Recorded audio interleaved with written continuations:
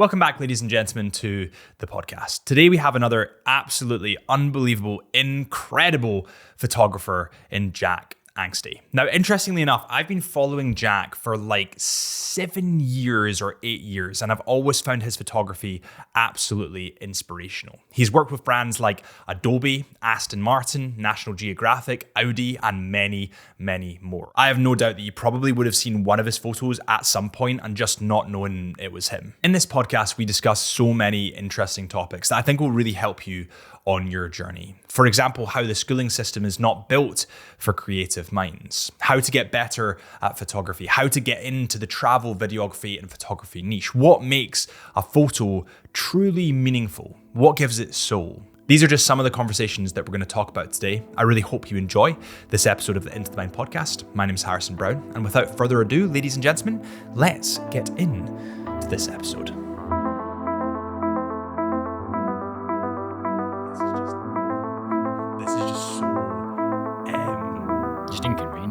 It's just an inconvenience. Yeah. Like I think like they need to figure out a way that you can like plug it in 2 minutes, it's done. Yeah. Until they get that, I can't see it being a thing. It's still like there was a brand I saw recently. I'm not sure which one it was, but they had like Chinese. They had like a tagline on it that was like I think it was something like golf. It was like for a car that you know, but they were advertising their electric, and it was like, where can you go with 350 miles? Yeah. You're like half as far as my van does. Like, Yeah. No matter what, the range just isn't there. And it's like, I could drive from here. Like, how long would it take us to drive to Norway if we like, if you couldn't just pull over within 5 minutes, you're back up?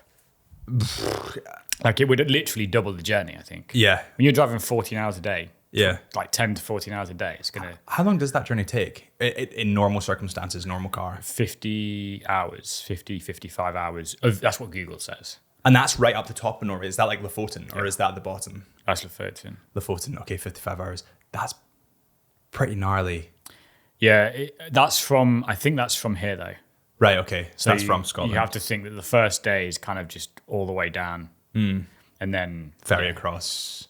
Yeah, the tunnel's probably easier, it's quicker. It's only half an hour then. Is there a tunnel straight? You can do you drive onto a train.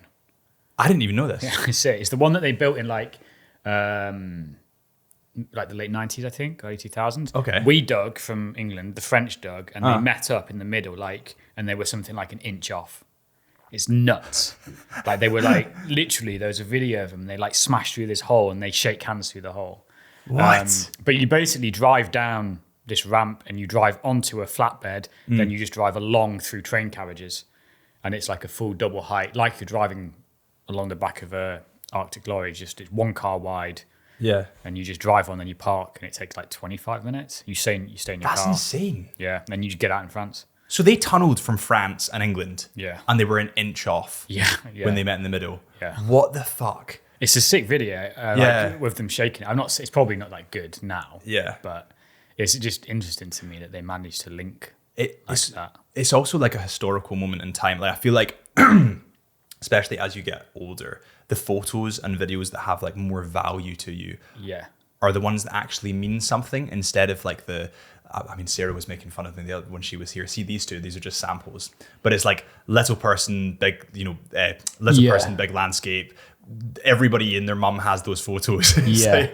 But they don't really mean that much. Whereas if you get like a photo from World War II, it could be grainy, it could be black and white, it could be a bit shit, but there's more of a story behind it. Oh, I have, I did it after I went to Lofoten last autumn. I came home and found one old photo of like one of the villages, like back before, because all these bridges, like the bridge here is relatively new. Yeah. Like, Between all the islands. 40 years ago, this Hanoi you'd have had to sail from there to get to Sakrisoi and Tavena. And I went and found like this crazy archive, like 200, 300 photos of like photos from like 1910, wow, 1920 of like boats in Lofoten and just the old life, and it's unreal. Yeah, some of the photos and some of the people in it, you're like, these are unreal, hardy people. I've saved them all on my Mac, and I'm like, I really want to do something with them. Like, it's just kind of like, it's just very interesting to me, those old photos, and I almost want to share them, but it feels, I just haven't got around to it. Do you have an interest in that kind of like the history of places? Yeah, I think so. Would you ever do, because I know you're getting into YouTube, right? Yeah. Or like starting, or you've started? I mean, it's not really something, I wouldn't say like getting into it, just I'm posting things. I don't know. Right. And what do you enjoy? Like, why do you think YouTube's attractive to you at the moment? I don't know. To me, it's just Instagram has changed a lot, and avenues are changing, and the way that people appreciate content is different. And YouTube, I feel you actually kind of get a very good feedback and engagement. I also look at what do I enjoy, and YouTube is what I watch like more than anything else. Like, it's what I find interesting, and it's what I do. So I think it's something that I'm enjoying doing. And for me, it's more about just chasing passion and chasing what you want to do. It's why I struggle with posting regularly. Like, you go through stages where you're like, I really want to do this. But then if I'm not feeling like I want to, or there's nothing I really want to do, I don't like doing it just for the sake of it. And people can tell if you're doing it for the sake of it. Yeah. Like they have a sense. Like if you were to film, when I do YouTube videos, and people can always tell when I don't actually like what I'm talking about. Yeah. Or I'm doing the video just because I have to post something. Like people can always kind of tell. Yeah. Why do you think the passion changed from, because I remember, I said this to Sarah, I remember following you, Sarah Harding, or Jack Harding, like Chris Burkhardt, like all those guys at the very beginning when I got Instagram. And I feel like that was the golden days, like 8 years ago, when everybody was really supportive. Like everybody, the feedback loop was almost like you get on YouTube, but on Instagram now. Yeah. And it's kind of just changed to like, I need to post every day to appease the algorithm. And if I don't post every day, like you feel like you're doing something wrong. Yeah, I think so. I mean, I was very much into that for a long time. I did, I think, 6 years. Every day? Non-stop? Yeah. Jesus. Like maybe 6 years. No reposts. Everything was different. It wasn't until lockdown that I first started reposting images, because suddenly you couldn't travel. But even then, the whole first lockdown, I didn't repost anything. I just went back through archives. Yeah. But yeah, I used to feel like I had a big gain from it, and then it kind of just runs out, and you're like, if you're not gaining stuff from it, if it's not actually contributing to stuff, like I think, not to get into algorithm and boring stuff. Are we rolling? Yeah. Not to get into like boring algorithm, complain about Instagram ruining my life. Maybe 2019, hashtags completely stopped working for me. Up until that point, it was a case where hashtags would work, you'd get discovered, get seen, and then they just stopped working, just completely, and didn't come back. They still aren't back now. So they work to some degree, but it's never the same as it was before, and that kind of took some wind out of the sail. I can't really complain. Instagram gave me a lot, but that took some wind out of like that drive to post because as much as you're not posting for other people and not sharing for that, like the likes, it definitely feels like more like you want to when you know that there's an audience there. You know that there's going to be a feedback loop, a positive feedback loop that will transpire to a dopamine hit of some kind.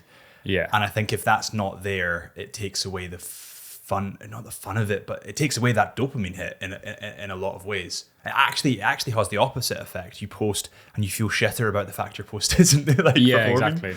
I think, I don't know, did you think that started happening? See, when hashtags started dying, I think Instagram as an app has just kind of lost a little bit.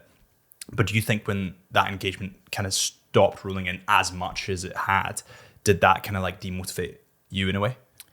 Yeah, I think it's a mixture of probably different things. One just being time is that after I first started posting every day on Instagram in like 2015, so that's like 10 years ago.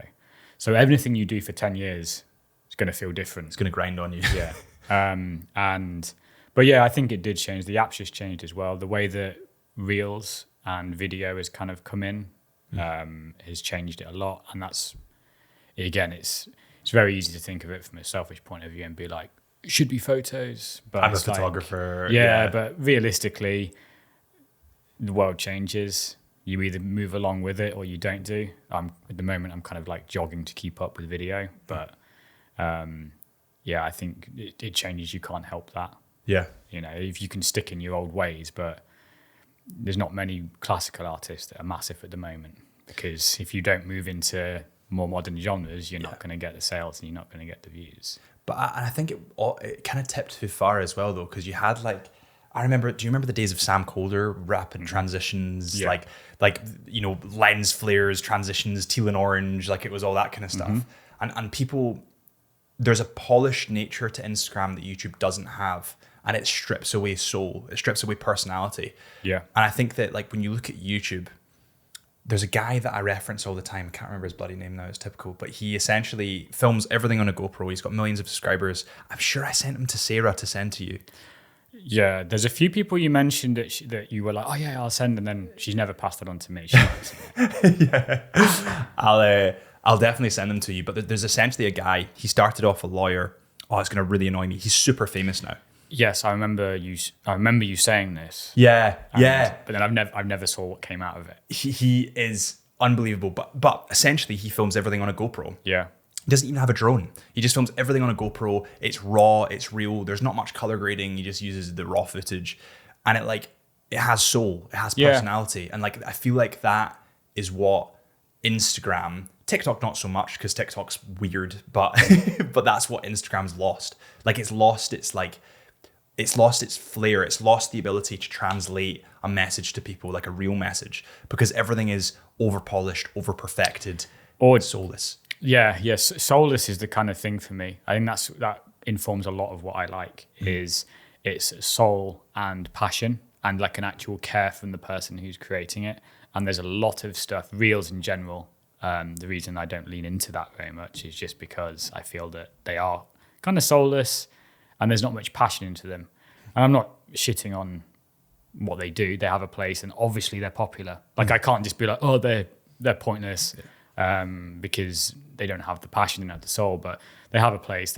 People love watching them. People love doing stuff because of what they've seen, and they've changed people's lives. But for me personally, content I like absorbing is stuff that has had people's passion and time and consideration, and that spans outside of like photo, video into everything. Like music, it has to be something that someone is really passionate about and really considering and thinking about. Yeah. And I think that's like why I don't really get on board with reels, because I'm like, what? You see a video of someone's taken on their iPhone, it may be like it's a 7-second video of them just like panning around, and that may go absolutely wild. Yeah, it's like, why? For a reason that doesn't seem to make sense. And it's like that video, I don't hate that that's gone wild, like that's gone big, but it's just like you should be rewarded for the passion and the content that you would like to do. I think YouTube is better at that. Yes, and I think it's because people have a longer period of time to watch. Yeah, they are better at identifying it, and therefore YouTube's algorithm works based on their identification. Yeah. So like if they watch your video for like, say you post a 10-minute video and they watch it for 5 minutes, that's like a huge retention time. That's like 50%. So YouTube then goes, well, it must be a good video because they're watching it for so long. Yeah. And like when you watch somebody for 7 seconds on an Instagram reel, you don't know them. No. You maybe follow them and then think, who the fuck is this person I followed? Like 3 months later. Like I'm sure you've had viral reels. Like I've had viral reels that you get a ton of followers for. And then I know for a fact in 3 months' time, they're going to be like, who is this guy I followed? Yeah. Whereas YouTube, you get a subscriber, it's a lot more effort to get them. Yeah. But they stick around. They're invested into you. Exactly. And have you found that? Well, yeah. I mean, I think you never, ever upload a YouTube video because you're like, doesn't really matter. I'll just whack it up. I need something up. But you do that with Instagram. You do that with Reels. You do that with posts. You're like, I need to get something up today. Let me just go and find something to put up, or that reel will do. Just a quick 10-second. Have I got any nice videos from the drone that I can just put a quick grade on and put up? And orange and teal. It might do okay. Yeah. And you don't get that with YouTube. Maybe with shorts a bit, but like with actual like longer form content, you can't just post something up and just be like, yeah, see how it does. See how it does.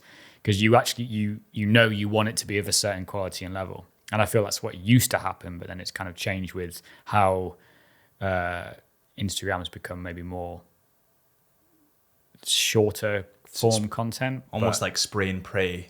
Yeah.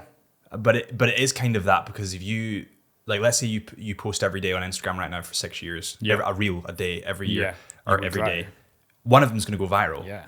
So like people just play that game of, I can upload 3 times a day every day for the next 5 years, and I've got a team doing it for me, and then eventually one of them's going to go viral. But again, it loses like why are people following you then? Because they saw one reel of you locating the top 5 places in Scotland. It's like, well, I don't know. Will they stick around? Probably not. It depends all on what you. For me, it's just down to whatever you want to do, and if I want to be. If I'm out shooting and I'm doing stuff, I love taking photos. That's still primarily what I enjoy more than anything else. And if I'm doing something cool, it's photos I want to be taking to document it.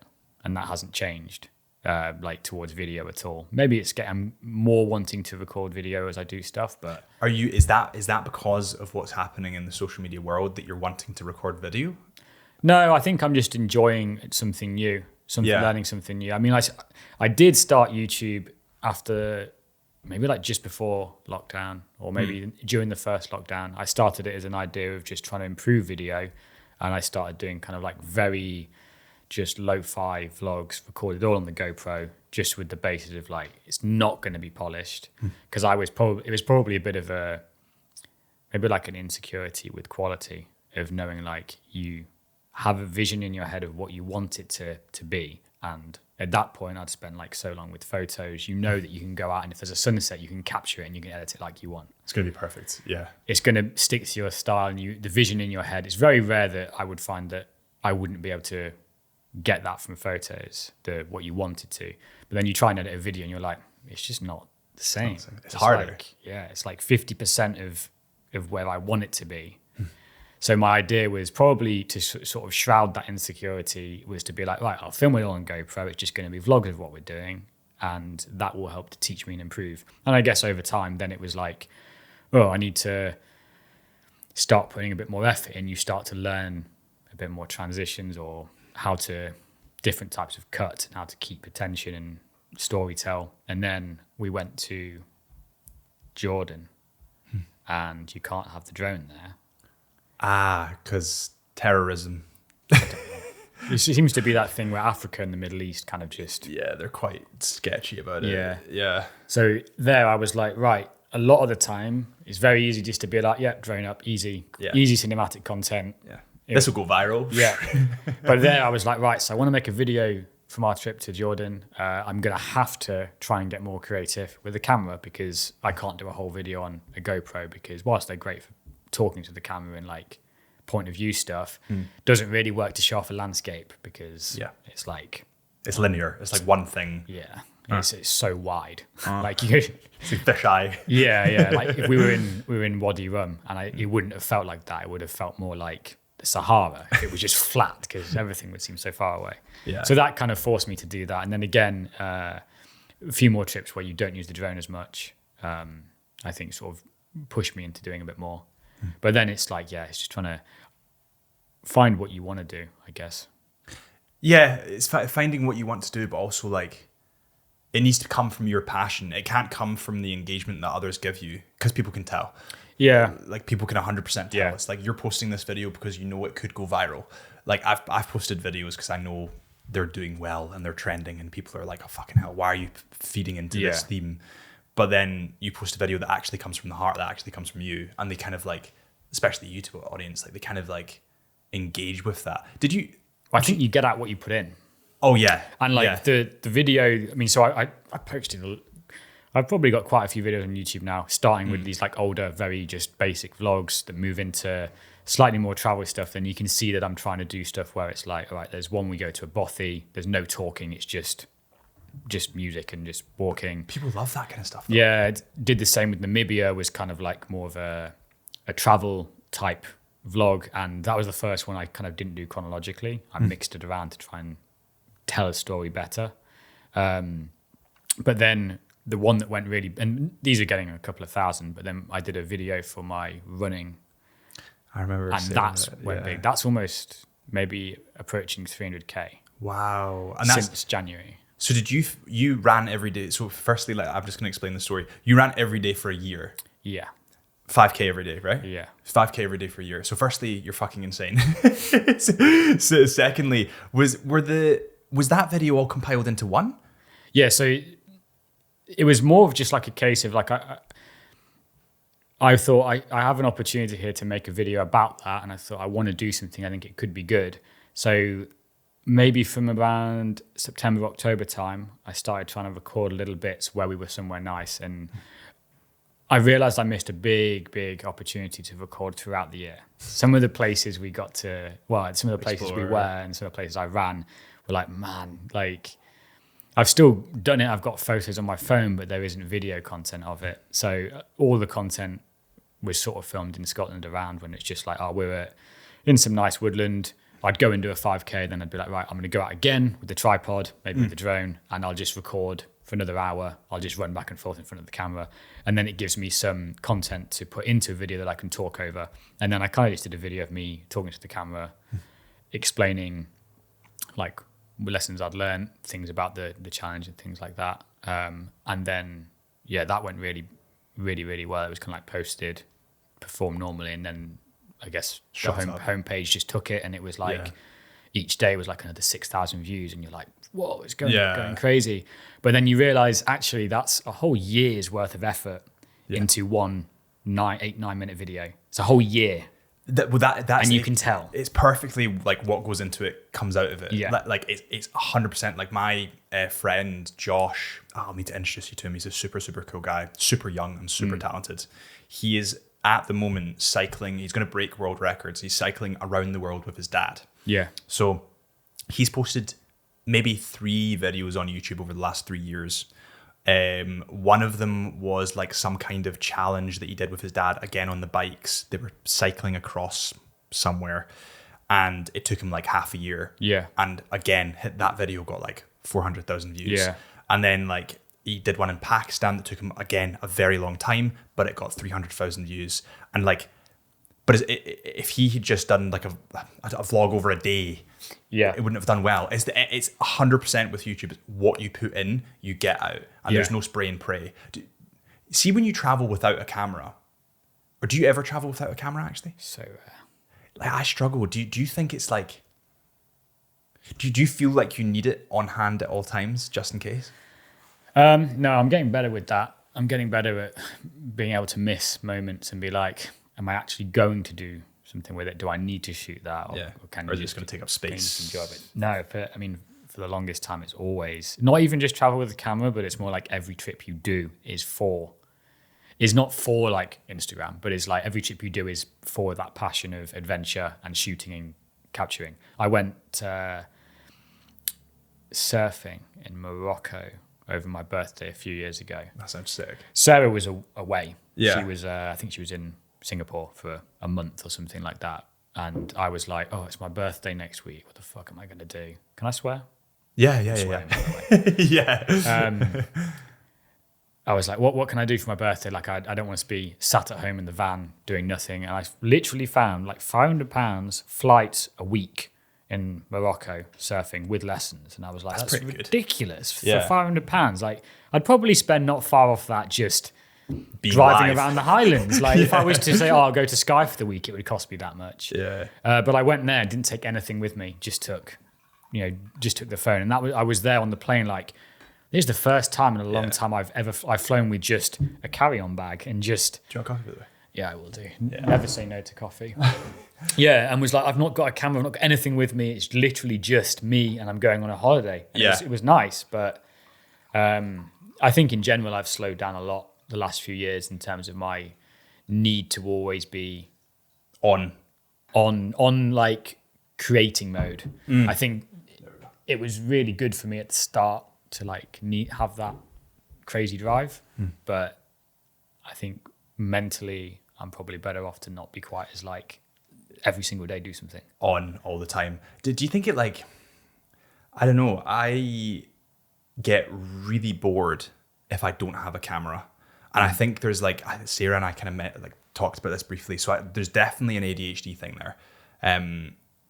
I don't know if do you have ADHD or diagnosed? Nothing? Nothing. I think I always describe this is strange. I always describe my emotions as sitting in a really like narrow band. Okay. So certain people, I think, have got wider like peaks and troughs. Yeah. So Sarah, she has very, very high moments where she's very happy and she laughs and she smiles, but she also has times where she gets a bit more sad and struggles with motivation or things like that. Me, I always sit right in this middle where I barely smile, and but my emotions stay in this really narrow band. I even if I'm like excited, I won't like visibly show it. Right. Okay. I don't even really feel excitement. Like I can be doing something cool or be going to do something cool. I don't really feel that excitement until I'm in the moment. Right. Okay. But I never really feel the sadness either. I'm very just like neutral.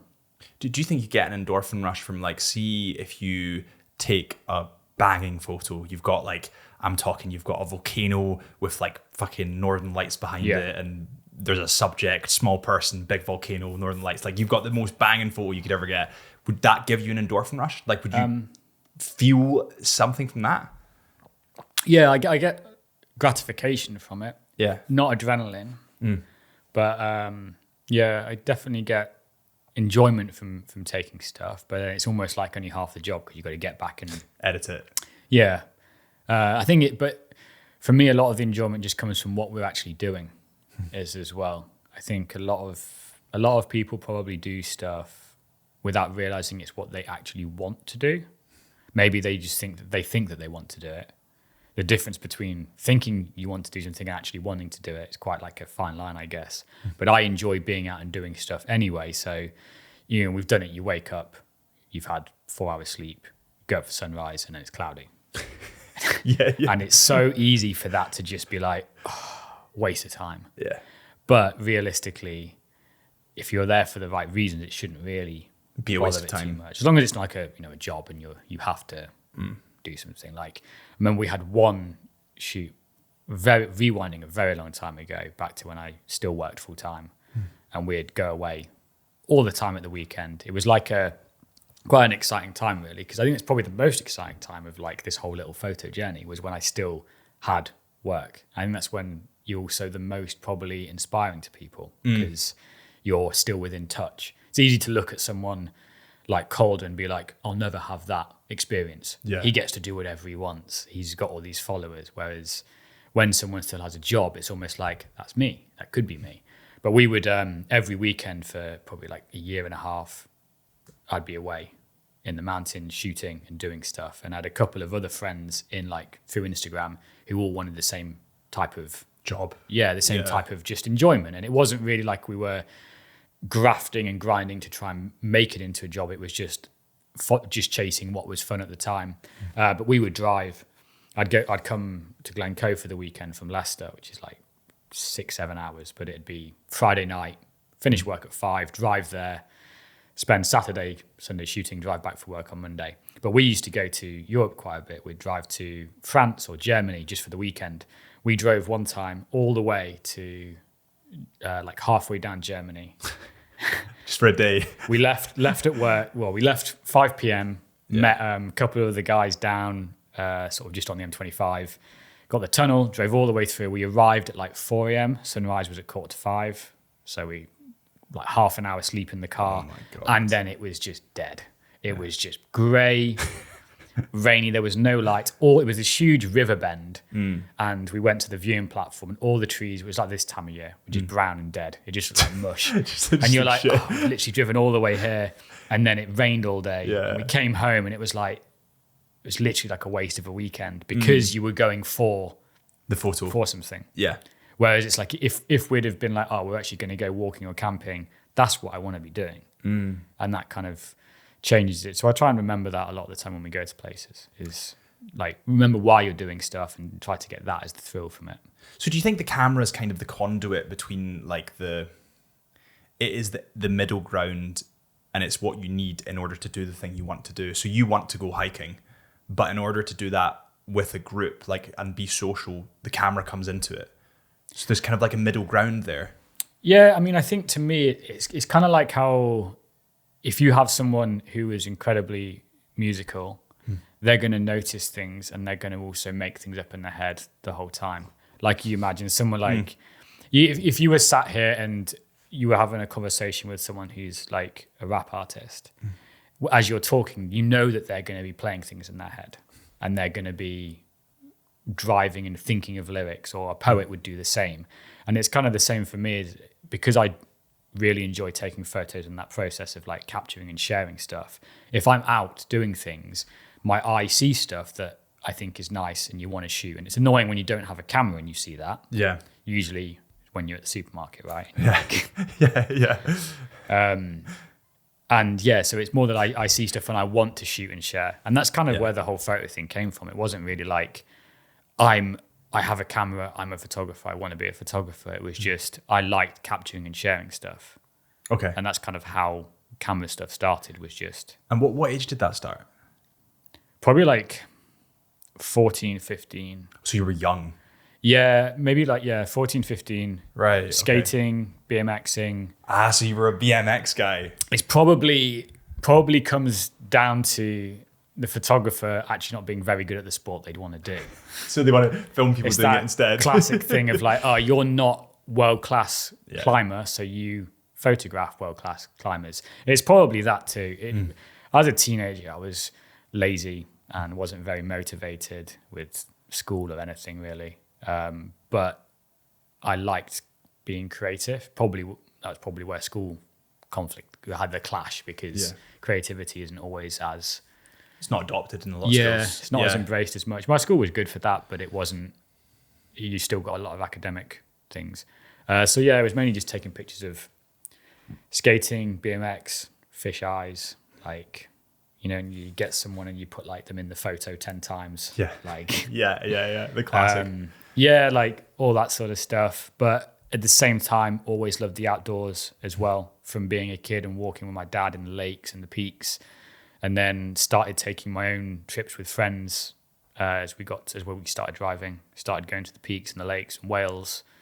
And again, the camera came with me there. And you know, I've got old photos from like 2014 of, you know, the beginning hiking and stuff like that. And but that's kind of what I love doing, that adventure and that wildness and that remoteness of just being out and exploring. That was kind of where I enjoyed stuff, and like that outdoor lifestyle is what I enjoyed doing, and it's what I would still be doing even at weekends now otherwise. So the camera kind of just like played into that as well. Do you agree with the schooling? I have this debate with a lot of people. One of my best pals is a teacher, and we have this debate quite a lot.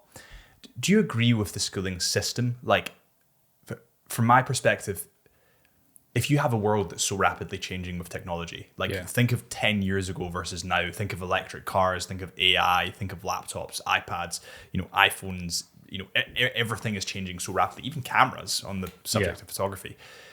But the schooling system really hasn't changed that much. No. Like, do you agree with the schooling system? Because I think that if you had a creative outlet in school, and I was the same, by the way, you probably would have enjoyed it a bit more. I think it's really good if it works for you, but there's a lot of people it doesn't work for. And if you are the kind of person who doesn't have that, then if it doesn't work for, you're not going to do well at all. I don't think there's really like, there is bad kids, but there's probably not as many bad kids as you'd assume. It's probably just that they're just unsimulated. You know, when you see a video of a dog and it's like, you see it comes up and a dog's completely destroyed a pillow. There's feathers everywhere. Yeah. And it's like, did you do this? And the dog's like looking all sad. That dog's just bored. It's not a bad dog. You've just gone out to work and you've left your dog inside all day. Yeah. And, you know, I think a lot of the time kids don't work well sitting in a room all day. And then especially now they go home and they sit inside all day at home. And I think that probably isn't very good for kids. And I think it's just a different focus. Like, I seem like I'm very, very focused and driven, and like I have a hard work ethic. That didn't start until I was at uni. Through like my teenage years, I was not really that hardworking at all. But you hadn't found your purpose. Like, no. I think that so much of life, so much of mental health and life comes down to like a purpose. Yeah. If you don't have a purpose, you will, you know, dopamine hit Yeah. on alcohol, or you'll dopamine hit on drugs. I think that's it, yeah. Like, and that's what a lot of people do. Like, they'll go to university, they're in a degree they don't really give a fuck about. So like all of a sudden they're at the clubs every week. They're at 3 times. I was this guy. I never got into uni, so I was like, let's just go to the clubs. Let's get blind drunk. But when you find your purpose and your why, you're like, well, I don't really want to be hungover because I want to climb a hill tomorrow and I want to take cool photos. Yeah. So like, I think that, it's finding the purpose. And I think that, would you say that photography and video is your purpose, or would you say that your purpose is the photography is the conduit to it, but the out and about exploring, adventure, hill climbing? That's what I enjoy probably doing more and where I'm happier. But then I do also love taking photos, and I can go out and have a walk around the West End and enjoy that as well. Yeah. And I can take photos of anything. It's not like I'm like, oh, I won't take photos of portraits or weddings or something just because it's not in the mountains. Yeah. But I think it's I enjoy both things equally, I would say. They're the two things I sort of both enjoy. But I think like I was probably more just misguided when I was younger through school. And I wasn't bad at school. I was probably, which is also probably more to my detriment, that I was probably quite naturally bright, sort of didn't really have to try, didn't really have to revise to kind of do A's, B's, just to kind of coast. Yeah, and I think that was a negative thing in the long term because it didn't teach me to work hard. But when I look back, actually, I was very passionate and hardworking and driven, but it was just a Call of Duty. That's the same as me. I spent disgusting amounts of time. I think I had 2 weeks off my A-levels when Black Ops 2 came out. Just to play COD. It's like, it's coming out, I'm just not going to school for 2 weeks. Yeah. And like I enjoyed that and was good at it and was very driven and passionate about that, but it obviously wasn't measurable. And now it probably would be, but back then it's like, unless you're making YouTube commentaries, was about the only way you could do anything with that was really a business. Yeah, but also people didn't understand that. Like, I know people that have done, gaming YouTube channels. Yeah, that are like now multimillionaires. Yeah, and they were, their parents were like, "You're a failure," and like, "Why are you doing this?" And their teachers were like, "Well, what are you ever going to get out of gaming?" Like, look at KSI. Yeah, perfect example. Like, what doesn't he touch? Yeah, and that's all come from him screaming at FIFA. Yeah, exactly. And it's like, I'm sure his parents would have had an absolute panic attack, but the world is changed. And that's what, like, the schooling system hasn't changed with it. It's still very fixed in that set. And it's hard now because there's so many people that are going to be going to school. What do you want to be when you're older? KSI. I want to be a YouTuber. Yeah. I want to be an influencer. And you're like, that's a difficult thing for schools to manage when that's what kids are saying. And the teachers are there like, what the hell is YouTube? Well, that's it. And the teachers are old, or like older people. And by the way, probably very good teachers. I know a lot of teachers and they're brilliant people. Yeah. And in order to organize a class, I couldn't imagine the effort that takes. Plus they're underpaid, overworked. Like, it's a tough job, but it's not them that's broken. It's the system around them. It's a bit like the NHS. It's like, it's fucked. The people in it are great. Yeah. The system around them screwed. The world's changing so fast. It's like, yeah, how you can't really keep up. I mean, even just it's hard to keep up with just you on your own. Exactly. Or like the new trends. Yeah. Like if you manage to like kind of coast on a trend, you can change your whole life in one video. Like you can have a viral reel that gets 10 million views and all of a sudden you're an influencer. Yeah. Like, and it's that easy. Like it literally is. But yeah, I just feel like going for full circle, I feel like the schooling system is not in a place to show kids their true purpose, because you study 8 subjects, 7 subjects. That's not enough to like identify what the kid is really passionate about and what you want to do. Like, realistically, I look at it now and I'm like, photos was the right thing for me, and something being creative. I was into that. I studied photography at A-level. Oh, so you studied it. So your school allowed you to study that? It was new the year before I started it. So it was, okay. The second year. But we had like a studio thing where there was like flashes and you could borrow lenses and stuff. And I mean, I was still taking photos of riding and skating and stuff. But that killed a lot of the fun for me because suddenly you aren't just taking photos and sharing them. You're then taking photos and having to look through everything you've shot. Yeah. What's good about this? What's good about that? I mean, imagine if you're going through Lightroom. Now it's just like you put a star on it or you don't. Yeah. There you then have to say, why have you starred it? Yeah. Because it's nicer. Yeah. Like, you can tell. So that took a lot of that fun out of it by making it academic. And then I also had this vision. I guess the world's changed so much that back then, which would have been 2010, probably when I was doing this, like Instagram probably hadn't even started yet as a company. YouTube was only 5 years old. Yeah, it was young. So I was like, well, if I follow a job in photography, if I follow this and I enjoy it, but what are the chances of me becoming a landscape photographer? Like, no one's a landscape photographer. So I'm probably going to end up shooting weddings. What weddings? Shooting weddings or babies holding number blocks. Yeah. And I was like, that's not what I want to do. So I didn't do photography further than A-level. I then went to do graphic design. So you got into uni for graphic design? Yeah. Ah, okay, interesting. At least you got in. I got rejected from photography, but anyway. Yeah, well, I got in just about through, I went to Sheffield Hallam, and I then did a foundation year in Leicester before I went at home because it was a free foundation year and didn't really learn much. I just had another year of pissing about. Another year of just sort of chilling at home with friends. And then, went to uni for graphic design. Didn't take too many photos throughout that time. I had a very fun first year at uni. I had a friend's older brother, actually, who was quite a bit older, maybe like 7-8 years older, was like, you only get your first year once, so don't get a job, just just go for it. So I did that and failed one module. I passed most of them, but there was one tutor who saw me for being a bit lazy, I guess, and failed me. I failed by like a mark. We needed 40, I got 39. So I had to resit that whole module through the summer. I failed it again.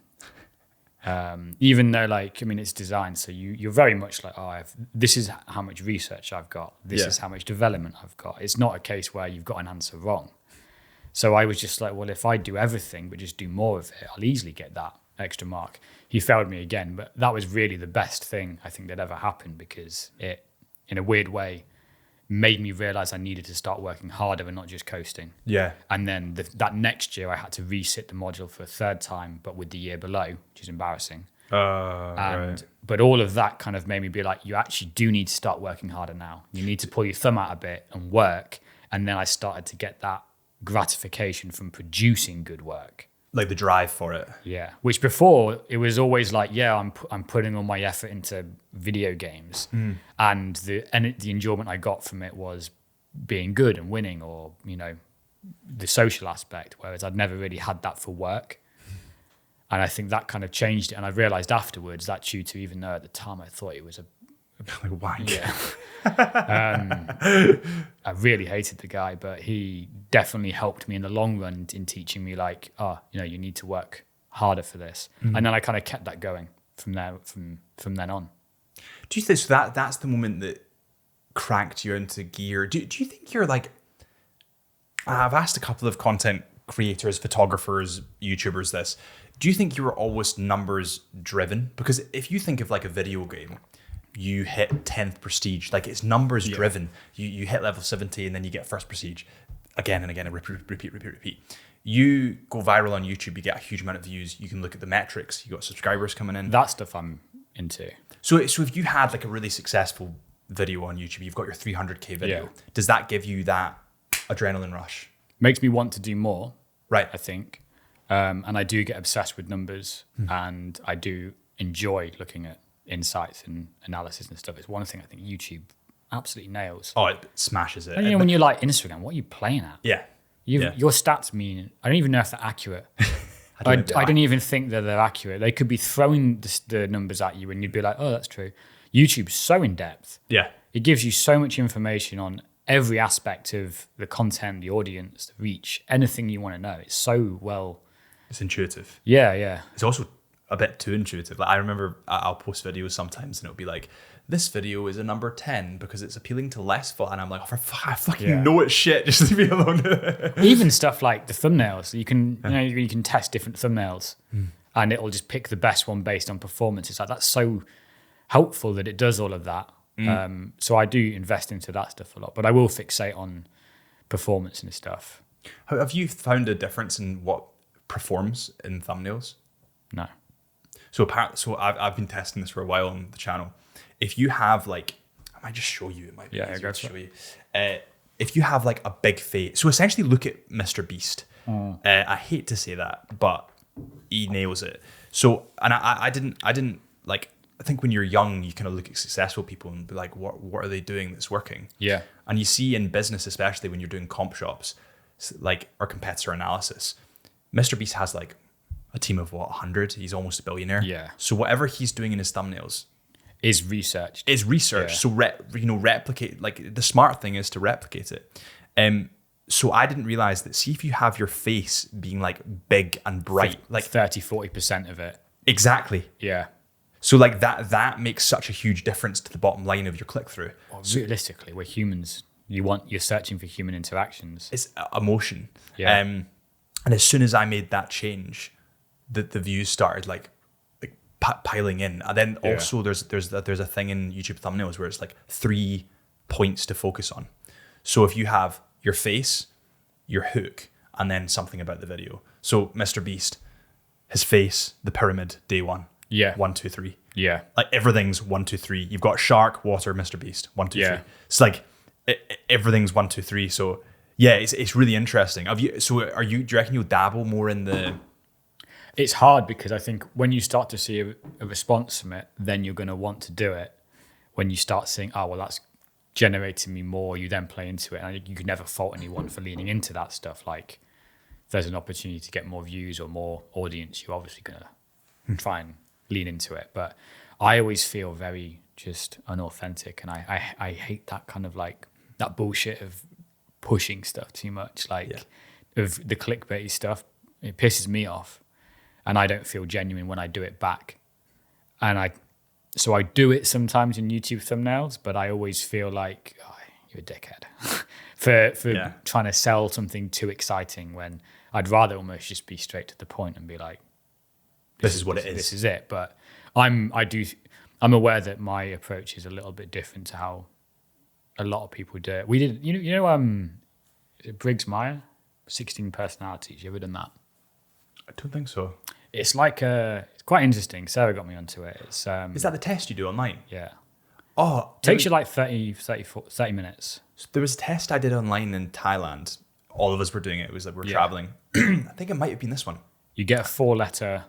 It spits you out like INTJ. We did so many of them. I can't remember. One of them said I was autistic, and then it was like all of them started saying I was autistic, and I was like, "Oh my god, I might be autistic." But I definitely did some of them, but it wasn't maybe specific. But anyway, go on.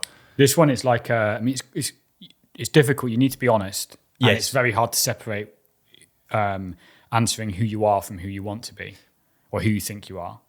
When we ask questions about how much you care and how giving you are, stuff like that. And then you basically pulls you out 4 letters that are like, are you I or N is introvert or extrovert? And then there's like you're more judging or you're more like observational. There's just different like ways of it doing it. But when you read it afterwards, you're like, holy shit, that is bang on. Like it seems very, very accurate and in terms of who you are. But we did this in Norway last year, and it was me, Sarah, I think Daniel Ernst and Tashi Hannes and Frauke, and we all did it at the top of a hill, and they all were the same type. They were all this type that's like the other people in there, it says like other people who are the same type of person. I mean, give or take a few letters. Like one of them might have been introverted rather than extroverted, or one's more of a thinker rather than something else. But it was comparing them to other people, and it's like, oh yeah, some other people who were like this were like Da Vinci or like Chris Martin and various different creatives. Mine were like Thomas Edison and Einstein. It was like, you're literally like, you should probably be doing science. Analytical. Yeah, you're definitely not in that part, which is kind of strange. Yeah. So I'm aware that like I'm kind of different with maybe my approach and how I think about things, but but that's not a bad thing. I think it's like the good thing about what we are into is there's no wrong answers. yeah, And I think that that's part of the reason, at least personally, why I went into it. And I've told this story, but like I was a failure in school. Felt like never got into university. All my friends, went to wherever they went. I was always failing at everything I was doing. So one of the reasons I got into video and photography is because nobody could say I was wrong, realistically, because nobody really understood it. they will. Yeah. They will. In the background. Yeah. Yeah.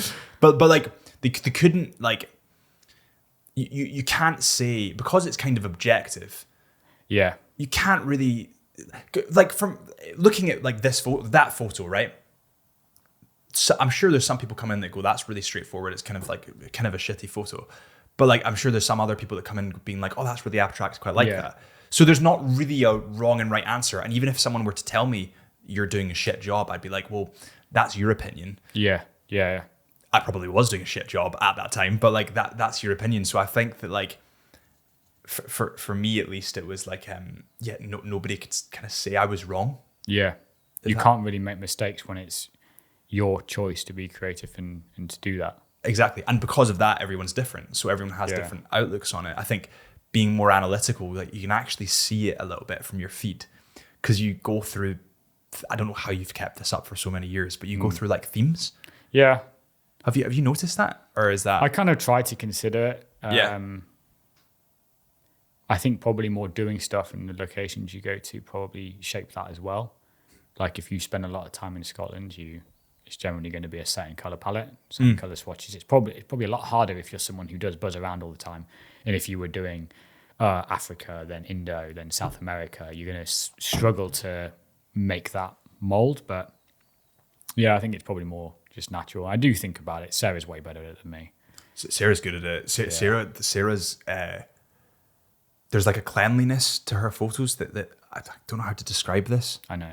Do you kind of get what I mean? It really annoys me. Yeah. She's so good at it. I'm like, shit. I know. Like, yeah, there's a cleanness to her photos.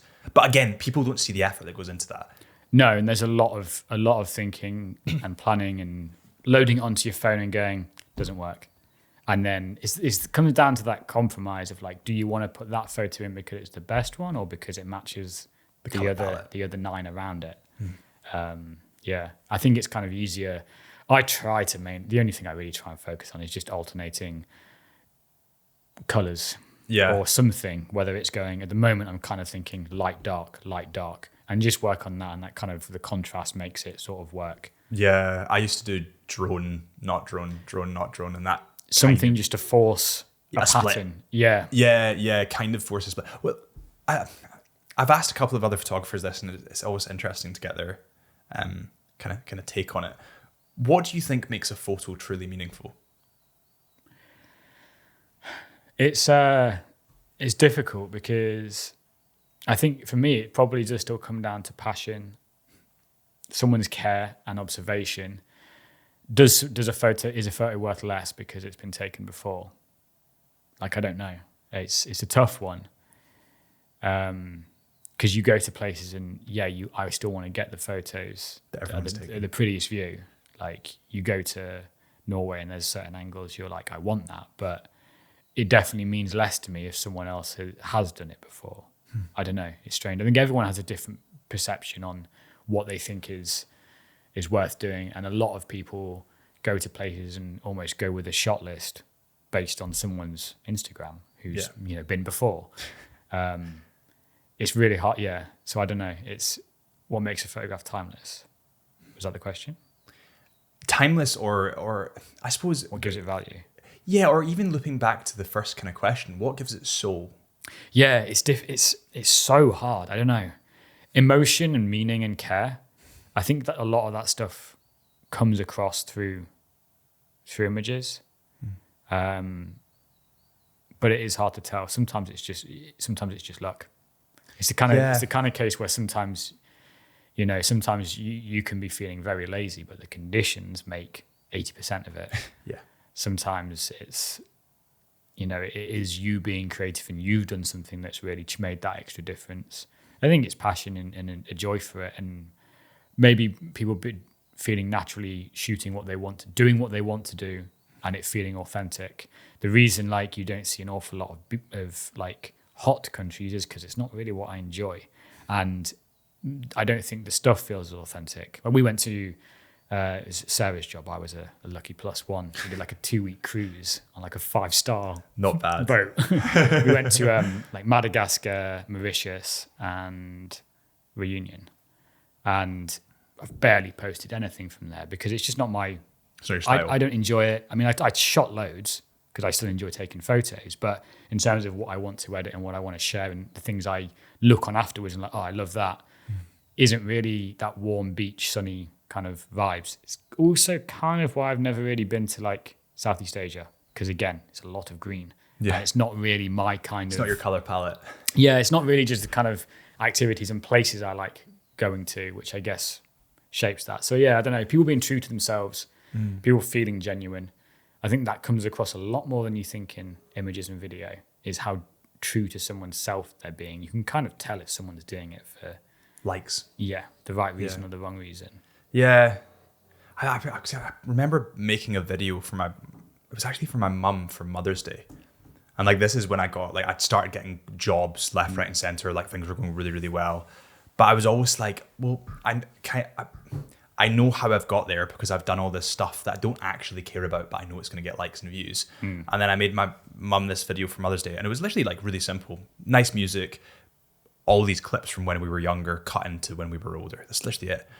And that video that never saw the light of day, it just went to my family, has more meaning to me than anything else. So I think it kind of comes down to emotion. Like, what emotion does it draw from you?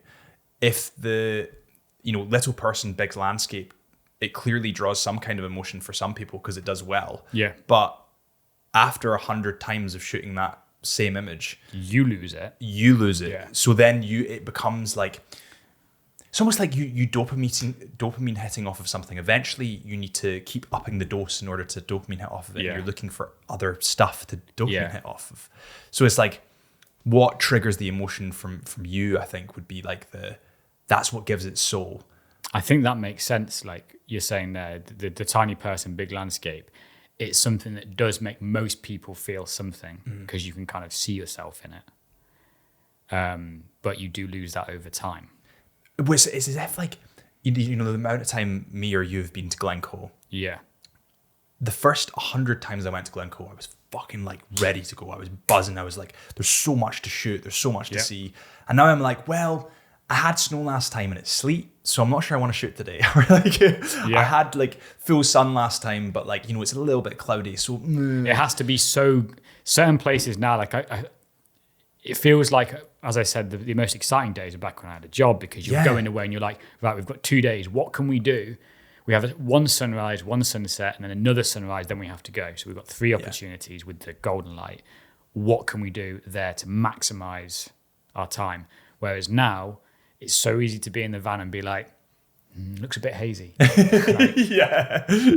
a bit hazy. Do you want to just have dinner? Like, it kind of does change to...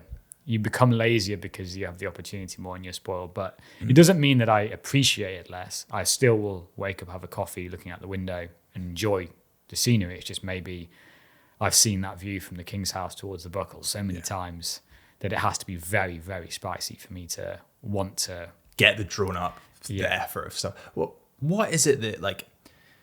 Again, I've asked Sarah the same question, but it would be interesting to get your take. What is it that attracts you to van life? Like, what is it that kind of about van life that resonates with you in order for you to do it? I don't know. I think about this quite a lot because it feels so good for me, and a lot of people I think see the appeal to it and the desire to it, but it's not necessarily for them. Like there was one, it's not van related, but we had a time we camped in the snow in Finland like a couple of years ago now. It was like -30 and we went camping. And I sent a photo to like our family WhatsApp and my sister was like, looks great, but fuck that. And I'm like, yeah. You can see it and be like, that looks amazing, but not for me. And I think there's that difference that a lot of people see van life and they think that it is a certain way, but you really have to be the kind of person that is okay with that. Not showering, these kind of things. I mean, there's a level of simplicity to it. We can't own very much. You're very at the mercy of the elements and the weather. There's times when you are stuck inside, but you have to enjoy that nomadic sense of movement. I think a lot of it in this sort of creative space are kind of okay with that anyway, of being on the road and traveling and not having as permanent a base. I mean, even for you here, you have a base, but you still travel enough that you kind of are used to being always sort of moving a little bit. Yeah. And I think it's that kind of lifestyle that I enjoy. And growing up, this is the kind of thing I wanted to do. And I enjoy it irregardless of the fact that it has this shiny Instagram side to it that looks like it's a permanent holiday. But that kind of came about naturally just through going away every weekend, sleeping in my Fiesta until that blew up, and then bought a slightly bigger van, and that never blew up. That was a Toyota. That'll still be going strong. Still going. I sold it to a guy in London who exports them. Toyota Pars? No, the full van. Really? He sold it to some guy in London, and he was like, "Yeah, we ship them off to the Middle East." So I'm certain that van is now got a 50 cal strapped to the back of it, and it's he's ripping around Palestine. But that's probably still going. That hiatus was insane. Yeah. And then upgraded to this van because that hiatus was. When did you get your new van, by the way? Was that recent? No. 2017 we've had this one. It's been a long time we've had this one. Are you looking at a new one? Yeah, I think so. Is it just... So I had the red Hiace, which is like the same size as like a VW. Yeah. Like it's kind of standard size, mid-size van, which is great for the time. It was like a weekend, slightly more of a week vehicle. And then me and Sarah started doing stuff together regularly, and it became very small for two people to regularly be in. It was a lot. Yeah, and then had a job that paid really well, and I was like, right, bigger van's happening, and kind of that most of that whole budget from one job went straight into that van, and it kind of that's what we've been in now. And time passes, and I think COVID took a year and a half out of everyone's head. Yeah. But now we are kind of like, we started this year off, and we're like, maybe we should get another van. This van's 2010. It was only like 7 years old when we bought it. It's starting to be a problem. But now you're like, it's starting to go. And in 3 years' time, are we still going to have it? Yeah. I'd much rather it be passed on to someone and still have a life than it be like... drive into the ground. Yeah. Yeah. So I think, we're thinking about it, and we need to... It's just the dedication of putting time into it. Like, even if you had a room full of all the parts, all the tools, workshop, it's still going to be like... It'll be a nightmare. 6 weeks, 2 months maybe. Yeah, it'll be a nightmare. Working to do it. I've actually got a theory around like tough situations bring people together, and it kind of goes back to what we were talking about at the start with like school and antisocial and people are on social media, and people don't like discomfort. But in order to connect with others, you kind of need discomfort. Like if you imagine your flight's cancelled for, I was flying to Mexico with my girlfriend, and our flight got cancelled. And it was only when the flight got cancelled and everyone was complaining that we actually started talking to anybody. Yeah. And then all of a sudden you start building connections, and you start being like, oh, there's sound, we'll hang about with them in Mexico. And that. And then, or a hostel, you go into a hostel, there's a cockroach in the room. Like you need to deal with that. Yeah. Everyone comes together to deal with the issue.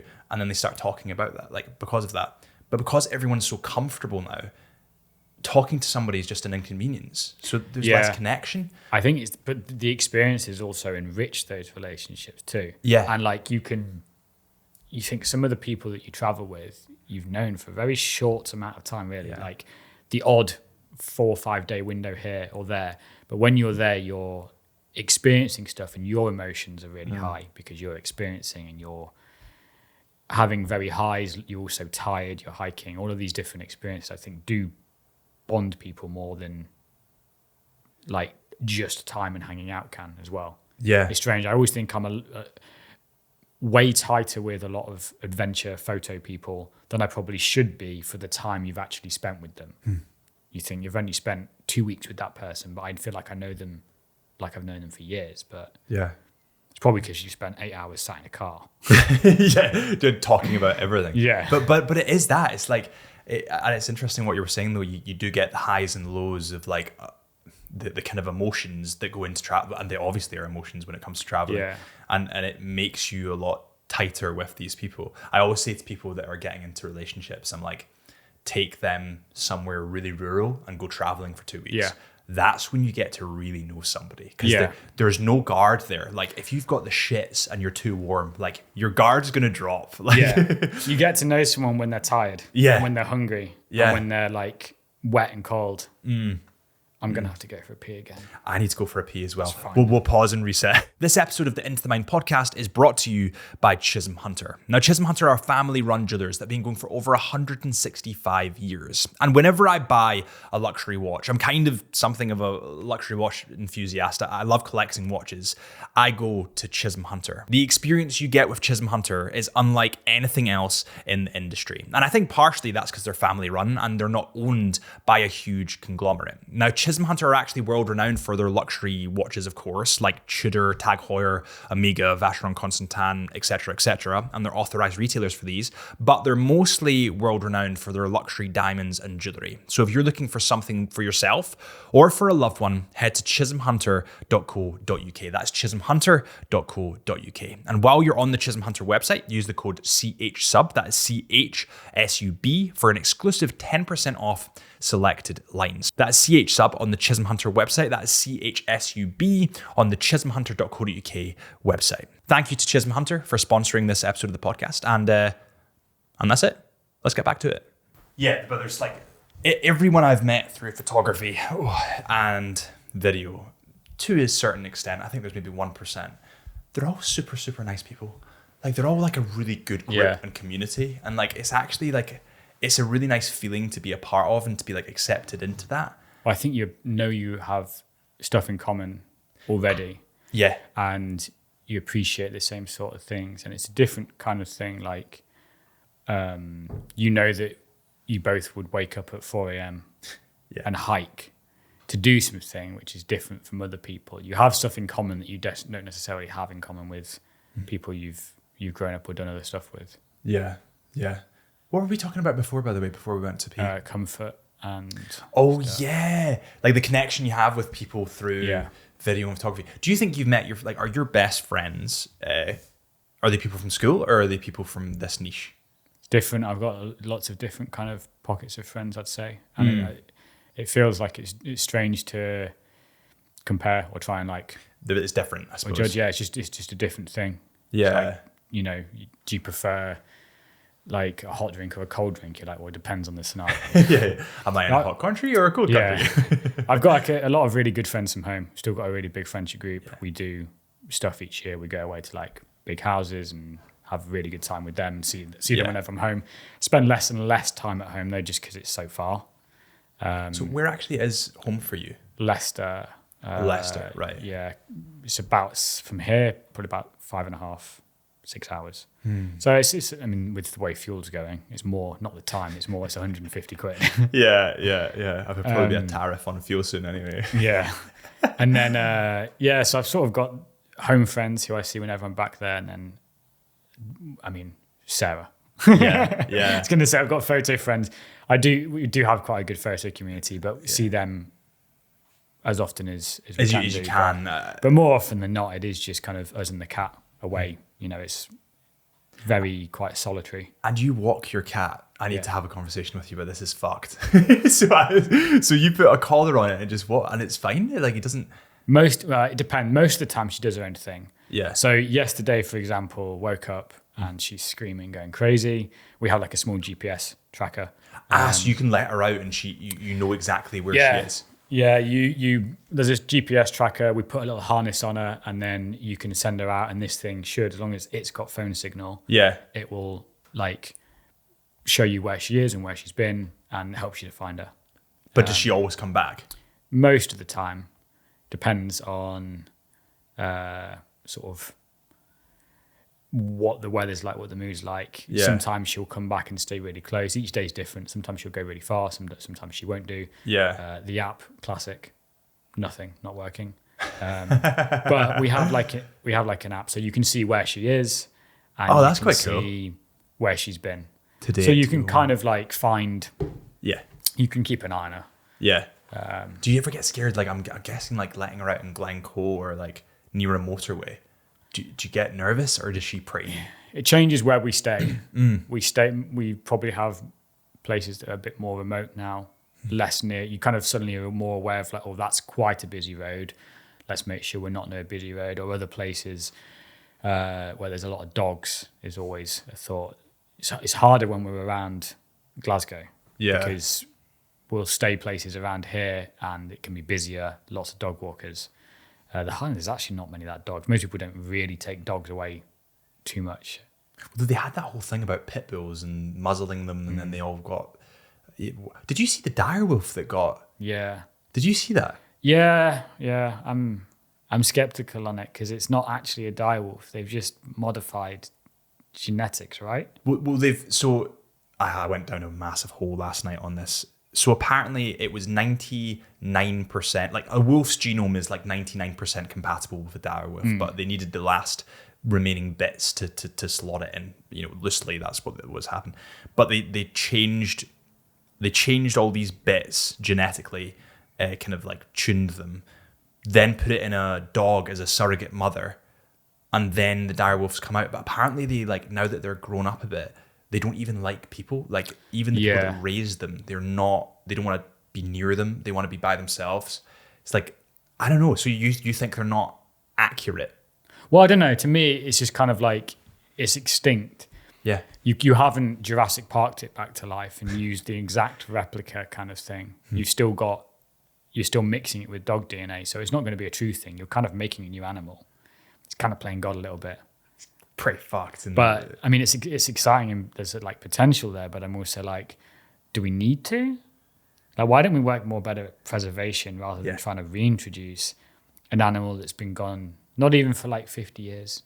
It's like 10,000 years. Like, it doesn't need to be back, does it? Yeah. Where are you going to set these massive wolves out loose? And they won't be allowed to put them anywhere. So it's like you're breeding these things to keep in captivity just to know you've done it. Yeah. But then there's an issue that arises that you're kind of right. It's like, oh, well, I don't know, there's this, polar bears, they're about to go extinct. Well, we'll just cook them up in the lab. That's not right. It should be, you're right, it should be about preserving what's there instead of, just being like, well, we'll just cook it up later. Yeah. It's kind of, I don't know, I think it was pretty cool, but that's partially because I've seen Game of Thrones. I saw it and I was like, that's cool. And then I read it and I saw someone commented on it. Not that you should pay attention to comments, but someone was like, this is kind of just like getting a mountain lion, modifying it so it has massive teeth and going saber-toothed tiger. Yeah. And you're like, it's not really the same. You can make a modern animal, modify it and inject DNA to make it similar, but I don't know if it's really the same. Do you think it's pretty cooked that pug dogs? Yeah. They've come from a wolf. Yeah, I know. Like, it's just selectively. Yeah, selectively bred, inbred pretty much.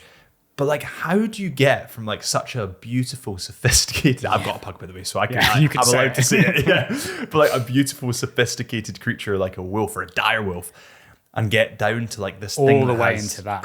Yeah, yeah. How fucked is that? I mean, cats are still pretty wild, and we think that she gets a lot of her wildness because she's half Bengal, so there's part of her that's still a little bit more on the wilder spectrum of cats anyway. But that selective breeding and evolution, it's also why I think that I try to spend a lot of time outside, and it's one of the big problems I sort of have with the world at the moment is how far removed we are from what we've actually evolved and developed into being. Is that, how we've had thousands and thousands of years of us developing a certain lifestyle, and then in the last 20 years we've gone indoors, stress, computers, don't move, and you're sat in an office all day. I mean, most people, it's easy to not really do many steps, not really be that active, not stay fit, which before wasn't even a question. 100 years ago, no one's going to the gym. because you just fit because you're working fields all day or you're having to walk and do stuff. And now it's Your so diet's easy. better as well, probably. Yeah. Yeah. And now it's so easy to be like, oh, I don't even want to go to the shop. Should we just get Deliveroo to bring me milk? Yeah. I'm not even going to walk to the shop, or I'm not even going to get out my car. I'm just going to do the drive-through. And there's so many things with that you're like, that isn't how we're developed. And I think that plays massively to how fucked society is getting. It 100% has a massive impact on mental well-being. Yeah. Like even, I mean, see when I'm editing a video at the moment that's half an hour long, and you'll know yourself from doing YouTube, like a half an hour video is so much work that goes into it. Like you need to repeat, watch it. So you end up spending just days inside here with the blinds down. So like I can tell, like I can there's a visible difference in me if I don't go to the gym. And if I'm just editing, like my girlfriend can see it. She's like, you're stressed, go to the gym. I get like more irritable with myself. But I think, it's kind of hard to quite quantify for me because I do a lot of exercise. But that was one of the big things I took last year from running every day. The rule was basically like, you have to do 5K every single day, no excuses, no matter what else you're doing. So even if I'm hiking, still have to go running. As well as everything else. So like there was some where we went up to the Impin all day hiking in the Cullen, back down, and then it's like, we get back down and everyone else is like, oh yes. Yeah. Let's get the kettle on, let's chill. And I'm like, no, I need to change shoes. Just go 5K. I've got to go out and run before I can chill. Yeah. But one of the best things was it forced me to be outside every single day, like without fail. Like even on the wet days because there's times when in the van, especially like October, when it's just Scotland, it's just even rainier than usual. There's days times when maybe it's even like a week. The weather's so bad that it's so easy to just not do stuff in the van. I mean, 2 weeks ago, it's hard to remember now because the weather's been absolutely insane. Yeah, it's been amazing. But there was 30 hours of rain we had in Glencoe, just 30 hours of heavy rain. And I went out and got soaked. I went running in it, but I'm still better off having done that than sitting inside in the van and probably doing 300 steps all day or something stupid. Like definitely going out and being active and doing stuff is so vital to my well-being, I notice. And if I don't do it, it makes me feel like unused.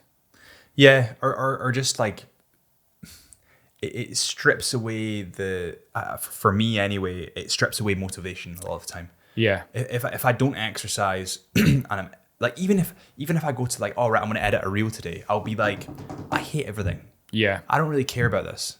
But then I go to the gym and I'm like, I feel good again. Yeah. I feel like I could do this. I think that we're actually very lucky in the jobs that we're in that it does demand it demands your body to be able to hike up a mountain. Yeah. By the way, with a 20 kilo bag on because you want to bring every lens.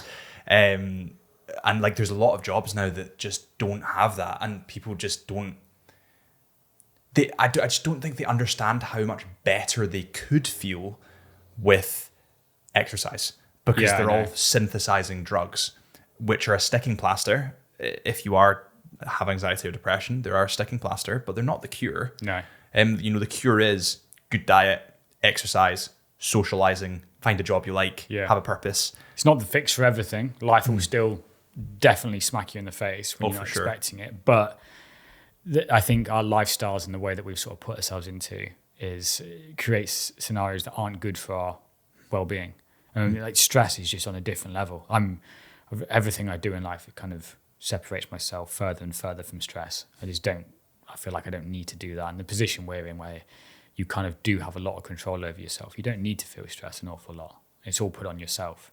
But when I was working in design, like I've done that sitting in an office all day and you're kind of waiting for the weekend. Each evening, especially in winter, you leave and it's dark, you arrive and it's dark, you go to the pub, you're kind of like waiting for the next opportunity to do something. But there were times then when you're working in design and you're being told, right, this has got to go out today. This has got to go out tonight. You've got to stay late and work. And you're there working. And you're like, this is nuts. What am I working late for on this? Yeah. I remember, it's a story I tell to quite a few people, but I met my sister for breakfast once. She's a cardiologist. Sorry, Alice. Cardiologist, I think. Yeah. I think she's physicist as well, though. I should learn. She's smart. Yeah. She got the brains. Okay. Met her and she was like, oh, I had a really stressful week. I was like, yeah, me too. I had this print deadline, had to stay late like 2 nights to get this like magazine out, and then it went off wrong. I had to, just so much stress trying to get this thing. And she was like, yeah, we had this guy at work yesterday come in, heart attack, jumped him, died again, jumped him, took us 3 times of jump starting him, and then finally just had to let him go because his heart couldn't take anymore. And you know when you're like, yeah, your story just shat on my story. Why was I stressed? Why was I feeling like, why was I letting that bother me? Like some people have really important jobs and like really good at dealing with stress. And there's other aspects where we don't need it. You don't need to feel stress over certain things. Stress is good. It's a motivator, but it's not always, I don't think it's good for us to be put under so much stress, especially without a release of having other things to go out. And a lot of people don't find a way to release it. Well, they don't. They never find their purpose. It's sad. Like, they never find their thing, and they think that their purpose is like this orchestrated thing that businesses, the kind of corporate lifestyle that they adopt you into. Yeah, it's not really that. Like I think a lot of work as well comes around who you spend time with, and like if you enjoy spending time around the people you're with, it's like. You spend I think it's like 60 to 70% of your life in work. More than your family. More than your family. Yeah. So if you do not like the people you're surrounding yourself with, find a different job. Yeah. It's like, because it's super, super important. But it's like, you are right. It's people big things up in their head to a point where they get super stressed or anxious about it. But see in the grand scheme of things, like you're not dying. No. Oh, and then people get locked in with mortgages and bills and rent and stability, and then there's fear of change, and then I think it's easy to get stuck and feel like you can't. I mean, it's taken there's that point when I had to be like, right, I'm going to quit the job and try this photo thing. How was that? Like, talk me through because so many people get to that point and just can't bring themselves to quit the comfortable job that's keeping them just above water. Like, comfort is almost a bad thing when it comes to that because it keeps you safe. It keeps you safe. Yeah. And then all of a sudden you never do what you actually want to do because you're in this safety blanket. Yeah, I think I was probably like coached through it a little bit by Instagram being golden days. So yeah, I'll try and go sort of quickly over it. But 2015, after uni, I moved straight to Bakewell in the Peak District. I had an internship there whilst I was at uni and then ended up working for the company after I graduated. So I moved to Bakewell. It was super poor because it's an expensive place to live, like a very touristy little village in the middle of the Peak District. I think I had like 150 quid left over after everything had gone to buy my food and any fun. All had to come from that. But because of that, I hiked a lot and started taking photos regularly. This is like 2015. Started posting a photo every day to try and just give me more things to do. I had a lot of time on my own, didn't know anyone. And if this is in the peaks, it'd be like moving from here to live in Aviemore. Yes. Well, that's probably more of an outdoor culture there. This is it's so isolated rural in the country that you move there as a 22-year-old and you're like, well, anyone who's here in 22 has their own friends. Anyone who doesn't have their own friends has probably left. Most people leave, so it wasn't. I spent a lot of time on my own, which I was fine with. Gave me a lot of time to edit and do stuff like that. That built up. I think over the next year and a half, 2 years, I think I got like 10K just from posting sort of peak stuff and a few trips to the lakes in Scotland. I then moved back to Leicester, basically, because I was too fed up of not being able to afford life there. I couldn't drive, didn't have money to travel as much as I wanted to. So I moved back home to my parents and then got a job in Leicester working in design. And over the next year and a half, kept working there, moved in with a friend for a bit of time as well. But that's when I really started prioritizing travel as much as possible. And Instagram over that course went from like 10K I moved home on, sort of built up to like 50K over like a year and a half of going away every weekend. I mean, I had a car then and could go out loads. And that just kept building and building and building until a point when, like, can we send you a free t-shirt to shoot? Turned into, can we can we pay you to do something? And then you start getting like work things and then good opportunities. And then the holiday runs out from work. And I was getting to a stage, I was like, right, if there's a chance for this to happen, you should take it because you'll regret not doing it. Yeah, regret not doing it way more than you regret failing at it.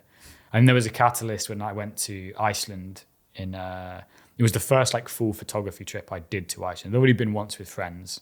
But again, there's that thing of like sunrise doesn't happen as much because you drink. Yeah, you're hungover. So I went on a photography trip, probably 3 hours sleep a night for a whole week. We had insane northern lights every single night for a week. And you know, when by like day 4 and you're like, God, please be cloudy. I really hope it's not sleep. Yeah. But I was with Tom Kaler, Elliot Simpson, and my friend Ral, and all 3 of those guys were self-employed. And we finished this crazy week in Iceland, and we were flying home, and it's like they got to spend that next day having a lie-in, editing photos, reviewing stuff, and I was just back in work. And I was like, God, this sucks. So it was obviously something that I wanted to do, but it wasn't really why I was doing the photos. But then I was like, you have to give this a go. And spent some time minimizing my life. So I'd stopped, got out of my rented house, moved back to my parents, tried to minimize as much as I could do to kind of have as little outgoings as possible, which I guess helps. No dependents. Yeah. No rent or anything like that. So you're less tied. Yeah, and then just sort of went for that. I ended up with, I got a job from, it was like a travel credit card. I sometimes see their logo around. I'm trying to think what they were called. It's not Mons, but Starling. Oh, no, not like a bank. It's kind of like more of a, I don't know. It's an American company, I guess, kind of just like a travel credit card. Okay. They wanted me to do like a tour of the UK and basically take photos of all these tourist spots, very POV. With the credit card? No, just photos of the locations. They could have probably done it with stock photos, but they wanted someone to basically go, and it's just lots of POV type stuff, just travel inspo content. It was very 2017 Instagram. Yeah. When I say POV and you're like hand on a railing, kind of like, we're talking very 2017. Yeah. And I was like, so this trip's going to take me, I ended up going from like Cambridge down to Dorset, up through like Wales, then to Scotland, and it ended up like I went basically didn't do Cornwall, but pretty much went Dorset to John O'Groats. Jesus Christ! Yeah, it took me like 3 weeks, and they were like, "Yeah, we can pay you $5,000 for this," and I was like, "Boom!" And now I'm like 3 weeks working every single day. Probably gave them hundreds of photos, like. I was completely mugged off, but at the time, you're like... It's huge. I was like $5,000. At the time, that was like, what, probably 2 or 3 months rent? Yeah. Not rent, wages. Probably like 3 months wages. Like I was like, $5,000, I can go self-employed. I can quit the job with that, and that's enough to last me through. If I live with my parents, that could be probably like 4 or 5 months, 6 months if you really wanted to. That's like you're out almost. Yeah. And I was like, right, go for it, do it. So I did that, and it kind of just rolled from there onwards and onwards. And then it was only about 3 or 4 months after that, me and Sarah did our first trip. And then we kind of just started doing more and more trips together until she just didn't leave the van. And now it's been years and she still hasn't left the van. But we... I mean, we just got on really well, and that definitely made the van life more easy because it would be very lonely on your own. Yeah. So us sort of traveling together and both having this freedom and this life to be like, let's go out and explore all the time and take photos. That definitely egged it on a lot. I probably would have spent more time at home doing trips rather than always being on the road if that wasn't the case. Yeah. So that gave me a lot as well from that aspect. And then I think. I think it's just difficult to have that reliance of knowing stuff's coming in. I was blessed quite early on with a very good job for Berghaus. I don't know why I hesitated. Like I can't say brands. Like who were like, we want you to shoot a spring summer campaign or autumn winter clothing campaign. This is the rates, and they were very just straight to the point. We were like, we will buy this amount of photos from me. I think it was like 40 to 50 photos for £10,000. And I was just like, oh, wow. Like, this is huge.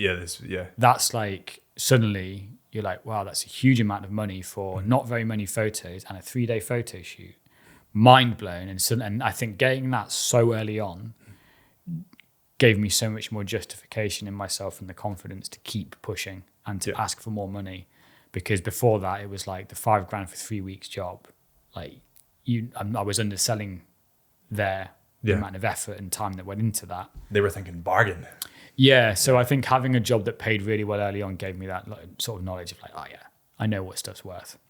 What do you think of creators working for free? It's a super tough one because it kind of kills our industry, but it's also something that I see the appeal to, and you have to do at some point. Like it's a really hard scenario is when you suddenly feel like you have that worth. I mean, the industry's changed so much from Adobe was one, like each job I used to do some adverts for them 2018, 2019, but each next campaign, the budget was less. And you're like, hang on, last year you paid me $1,000 for this and now you're saying 800 and now you're saying 600. Why is it going down? But it's just because people are more, there's so many people out there willing to do stuff. I mean, there's always, if you say no, there's always going to be someone who would say yes. But that's why it's important, I suppose, to have like identity in what you're doing, a uniqueness in what you're doing, because then they can't like I have a very unique style of editing videos, a unique style of shooting videos. You have a very unique style of probably the same, but also with photography.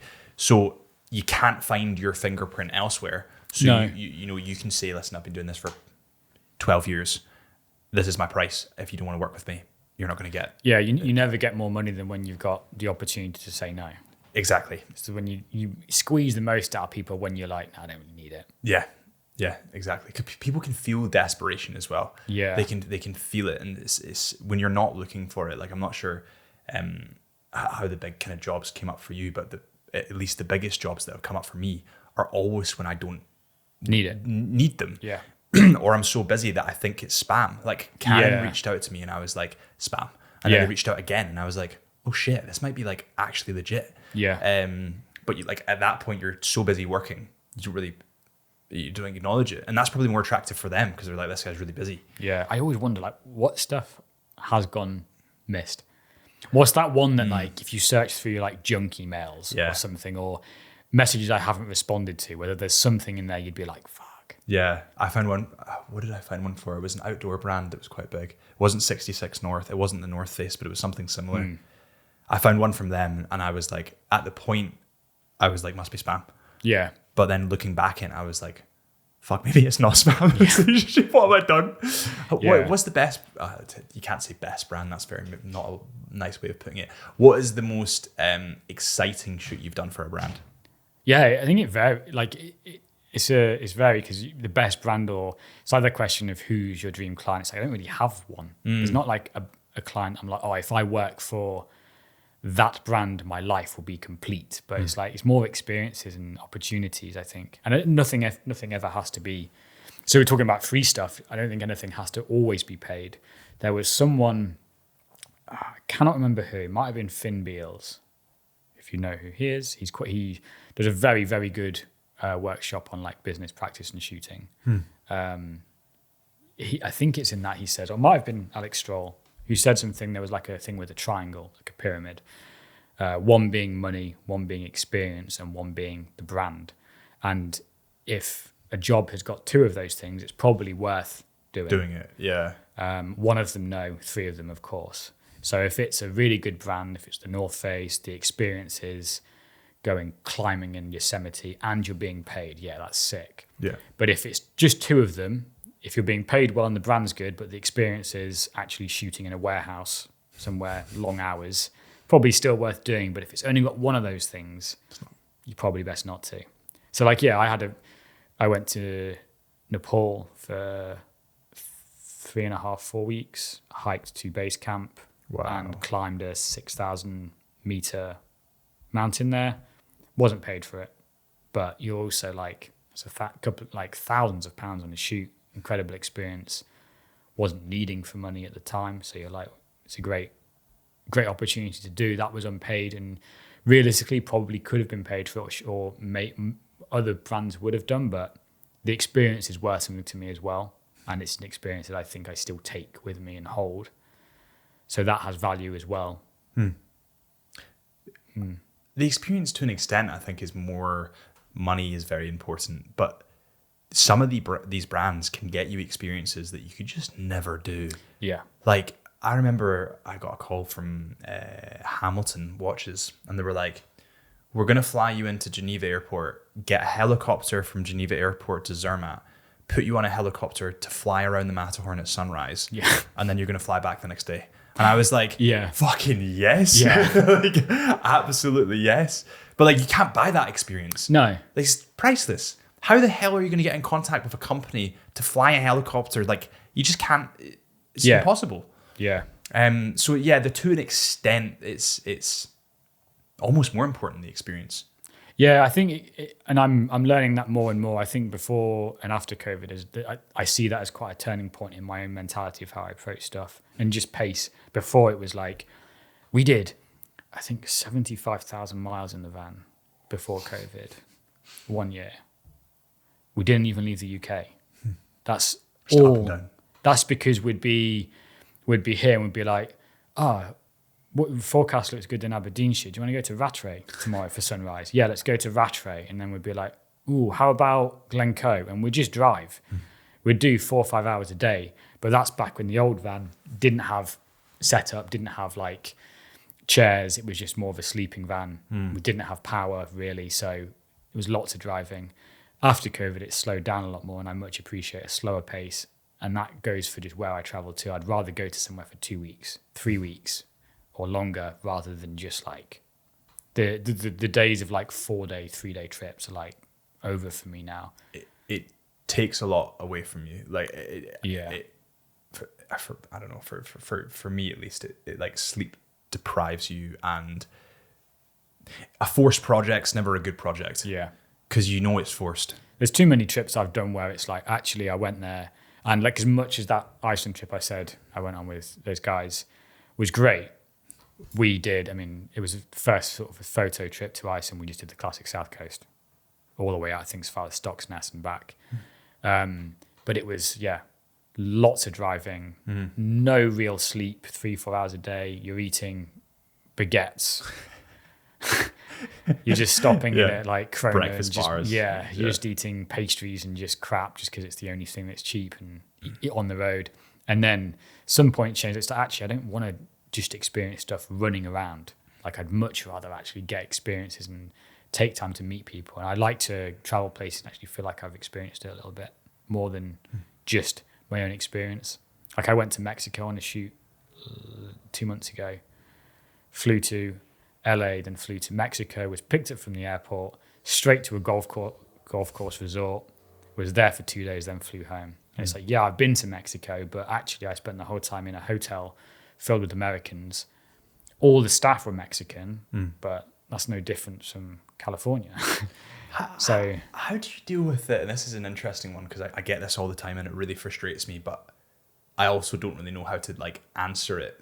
There's a certain group of people that are like, they'll say it about you as well, or whoever is in this niche. They're like, oh, you just traveling again, working, ha ha ha. Like they almost put your job down a peg because they see it as not a job.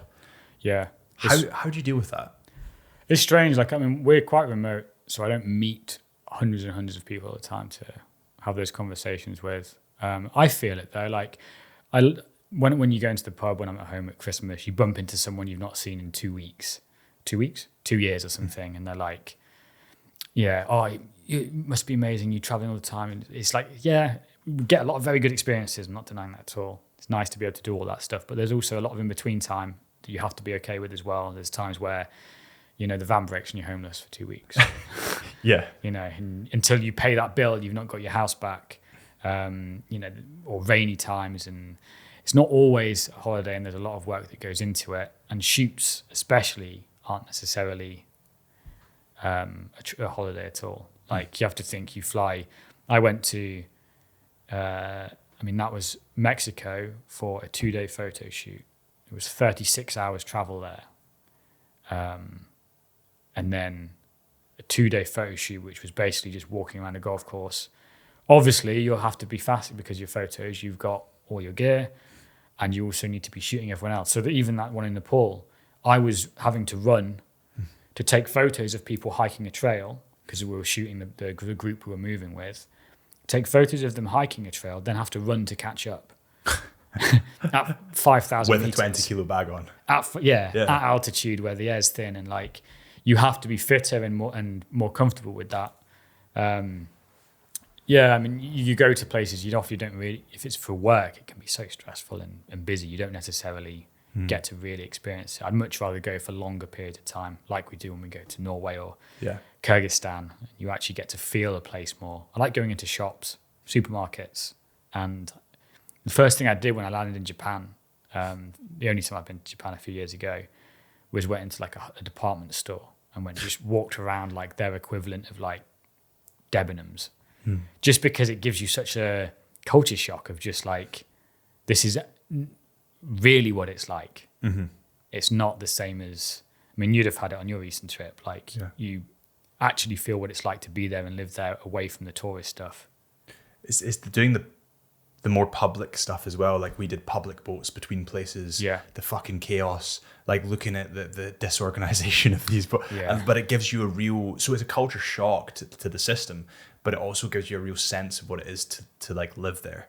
Instead of like, Bali is a perfect example of somewhere that is just not like, people say they have these huge experiences in Bali of like the culture, and there's no culture there. I promise you it's westernized. Because I've been to all the places in Indonesia. I get it. Like Bali's great, by the way, but it's not probably what it was 20 years ago. Because it's ruled by Westerners essentially and Americans.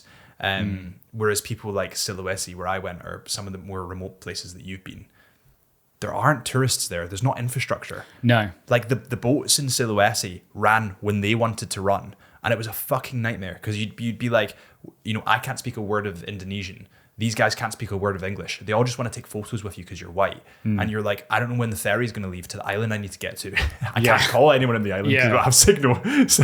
But that's it. That's real. That's nice. That's how it kind of how it should be. Yeah. And I think, I mean, it's not that's the way everyone has to travel. I know as you said, that's how it should be. By that I mean it's more of a traditional, that's how life has always been for most people. It's only really the last couple of decades when stuff's become much more touristy. But I think some people want to have that comfort. They want to know they've got phone signal, and they want to know they can communicate with people. But for me, it's the stuff that I enjoy the more is when you don't have that and you're really immersed. Because why Kyrgyzstan was so awesome to me the first time I went, and what made me really fall in love with it is it felt like Iceland, but without the rules. That you can be, I mean, we got in our driver's car, 4x4, it was a Hilux or something like that. Drove for 2 days, didn't see anyone. No phone signal, there's nothing, no buildings, you pass a few military checkpoints where they just take your passports and just stamp it. Yeah, well, it's because you're close to China and they kind of watch that border for some geopolitical reasons. But you're there and then you're like, over there's a glacier. I can see it from here. Can we go there? And he's like, yeah, we can try. Well, I mean, let's say that he didn't speak English. So that's all done. That's all done through like translate to Russian. And then you go over there and then you get there and you've just driven off-road for like, took us 4 hours of driving, just no road. Then you set up your tents, you build a fire, and you're just there, and there's no rules. It kind of felt like that nice openness. It had that same feeling of Iceland where you're like, oh my God, but then you also were in Iceland, I still need to drive on this road. Yeah, and also there's 100 other tourists around me, so I need to be careful that I don't like crash the drone or like, And nice being places where you're like, not many people come here. I've always wanted to see because you go as a group, right? You go with Jack, Sarah, yourself. There's a couple of others that have gone with you, right? I've always wanted to go there after seeing your shots. I mean, the first time I went to run the workshop with Jack and Kai, and then halfway through the workshop, me and Jack were like, let's not fly home. There's no point. It's so cheap here. We'd buy a meal for 4 people 3-course meal, drinks, and you're probably looking like 20 quid for everything. Unbelievable. Yeah. So, I mean, it's so affordable that we're like, if we go home, we end up spending more money. We may as well just stay. It doesn't make any sense to go home. If we've not got anything on. Yeah. And that kind of really, just being immersed in that culture and that way of exploring somewhere new where you haven't got phone signal and you have to be so present, and just seeing the differences in people, you realize that we are quite sheltered and everyone's stressed over here. And I feel the most, always come home and always feel like, God, it feels stressful here. Yeah, which is weird because people would assume that you feel more stress over there because it might be a more poor country or you don't have phone signal. How are you going to get from A to B? And like people really, but when you're in these places, actually, like, there's a thing. I've talked to people that have been in like the army and the SAS before, and they talk about this adrenaline that comes over them, this clarity that comes over them when they like jump out a plane or they need to kick the door down. They're only thinking one step ahead. So they're like, I'm going to kick this door down. I need to check that nobody's here that's going to kill me. And then the next step, kick the next door down. Yeah. Next. And they describe this process when they come home as like overwhelming. You've got a parking ticket. You need to pay your mortgage. You've got a family to support. You've got to cook dinner. What's in the fridge? Like all these tiny things is what tips people over the edge. But when you travel, the only thing you're thinking of is, where am I going next? Yeah. What am I doing next? What am I doing next? That's an awesome photo. What am I doing next? Yeah. like that's literally it. Yeah. And I think actually that lack of time to think alleviates a lot of the stresses of everyday life. People are really frustrated, and I think they get a lot of, I think there's a lot of problems that if they traveled more and saw how other people lived, they'd realize like there actually aren't that many problems. Or the problems that they think are problems, they're creating or making up. Yeah. The electric cars are coming in. It's not that big. Like, you still have a car at the moment. Yeah. But I think a lot of the time you travel to these places and then seem way happier, more relaxed. Yeah. Even places that are, you would assume wouldn't be like that. Generally, I think people think Kyrgyzstan should be, it sounds scary because it's got Stan in the name. It's probably one of the most open, friendly countries I've been to. It's still relatively like impacted by Russia because no one from the West is going to trade with them, and they're kind of sandwiched above the Himalaya or above the Middle East. Afghanistan kind of is south, so they're not going to be trade coming through that way. So their main sort of economic trading partner is Russia, so they're still quite relied on them for so much. None of the countries closed off now that Russia's at war. Like, is there any? No, they're actually growing. They have a lot of Russians fleeing there. So they're actually going into. Okay, that's interesting. Yeah, because it's a country that still accepts them, and they have a lot of Russian tourists there anyway. Yeah. And they are quite pro. We had like a workshop guest. You know, when you're just like, time and place, man. We had a workshop guest who said to our like lead guide, he was like, this was 2 years ago, so this was 3 months after the war started, I think. Maybe 3 years ago, and he's just like, "What's people's view on the war and Putin here?" And you're like, "Man, you're talking to a country." Yeah. This guy grew up when the Soviet Union was still a thing. Like, it's a very different perspective that some people have. Yeah, yeah. I think everyone has. But that's why I enjoy the travel, because it lets you see other people's perspective and see their lives.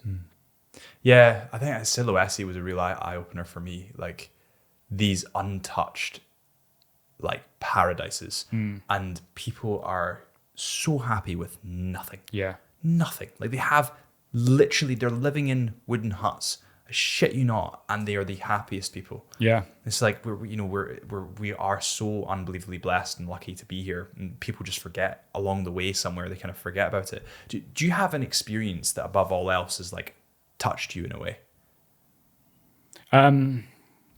I think about certain mornings in Nepal, I think, were really exciting. Or just not exciting, but just like really special in the moment. There were just times when you actually do stop and you just sit. First few times in Iceland. I don't know, there's certain moments where sort of snapshots in your head.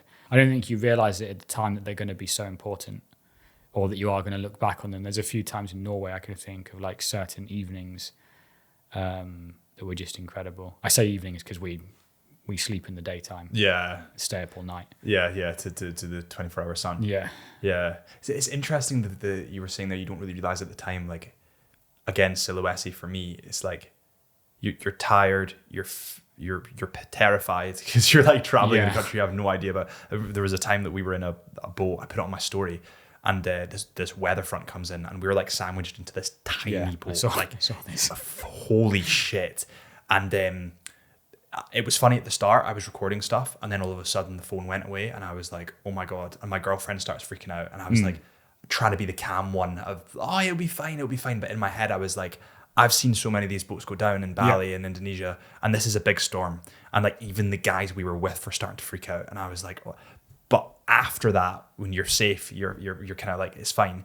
These are the moments that stick with you as being like actually the really, the memorable stuff, the stuff that touches you. You forget all the bad emotions. Our brain's really fucking good at just remembering the positive stuff. Exactly. Well, mine is. Yeah, no, mine is as well. It's Some people are definitely fixate on the negative. Yeah. But yeah, we're really good at removing all the stuff that we don't really want to think about and just keeping the positive, good memories like clear for us. As long as that's what we choose to focus on. I think that I've never I think it wasn't until recently I was talking to somebody, I think it was on this podcast. I'd never really considered the fact that talking about negative stuff makes you think in a more negative way. Oh, completely. Like, I think that to an extent, a problem shared is a problem halved. And like, you know, when you hang around with the guys and you go, I'm like really worried about this. And they go, shut the fuck up. And you go, you know what, actually, maybe my problem isn't as big. But if you keep telling people, work sucks, eventually your work is going to suck. It's like you almost talk it into existence. Yeah, complete. I mean, it's like with everything else, that the manifestation of stuff, if you wake up and every day tell yourself you're going to do something or you're working towards a certain thing in life, most people who are really successful have just manifested it by wanting it enough and just thinking about it.